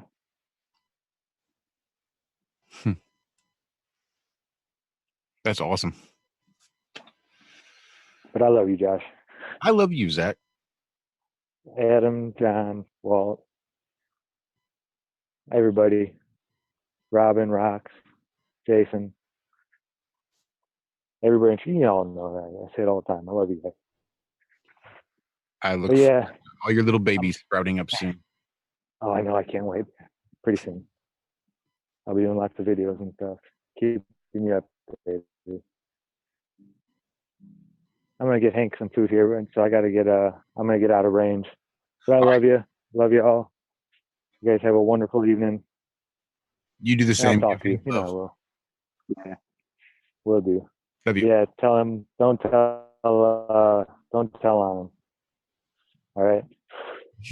All right. All right. See you later, Zach. Oh, well, I reckon we can round it out because I know John and Adam are going to hang out until I finally get off here. I just wanted to put up on screen a website from somebody I saw tweet earlier today. It was at Airline Bound, I believe, is even his Twitter handle. Apparently what he's done is he's put a flight tracker and laid it over the AE map. So we can go in here to this AE map and just zoom in. Pretty good, I think. I think it goes in quite a ways. I thought it was just interesting the way he had it all set up. Definitely a flat earther. There's a Airline Bound YouTube channel as well that you can get in there and look at. Definitely a flat earther. I just thought it was really cool that they would go through all this trouble. I mean, that's zooming in probably all the way. I could probably get into Google Street View at this point. Nope, looks like they just kicked me. That's as far as I can get. Stupid Aries disc. I just thought it was cool. The mission and vision says we are committed to serve our customers' needs, and by gaining trust and by using the azimuthal equidistant map, our aim is to increase adoption of this innovative technology around this Earth. We are excited to be the first ever site in aviation history to show in real time that planes can be tracked on a flat plane. If you'd like to show support for this site, please log in and you'll be able to test out for yourself where planes are currently positioned. It's actually quite surreal and amazing to see. After 5 queries, a monthly subscription of $2 per month will be payable that can be canceled at any time to go towards the data feeds and development. We have many future upgrades to be implemented, and our clever developers are eager to continue this amazing site. Much love and peace to all. Airline Bound, as of December 2018. I just thought there was some really cool little stuff going on there. Just the mainstream way it was being presented, I thought, made me giggle.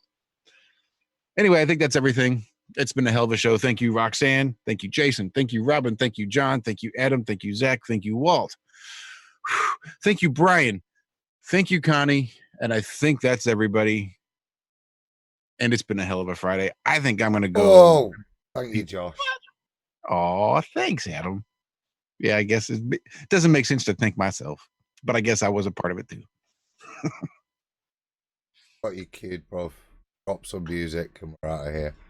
Sounds good. We'll just exit with the intro. Love you, everybody. We'll see you right back here next week for another episode of Have No Sphere. Be well. That's not my intro, but it'll work. It's fine. Till next week.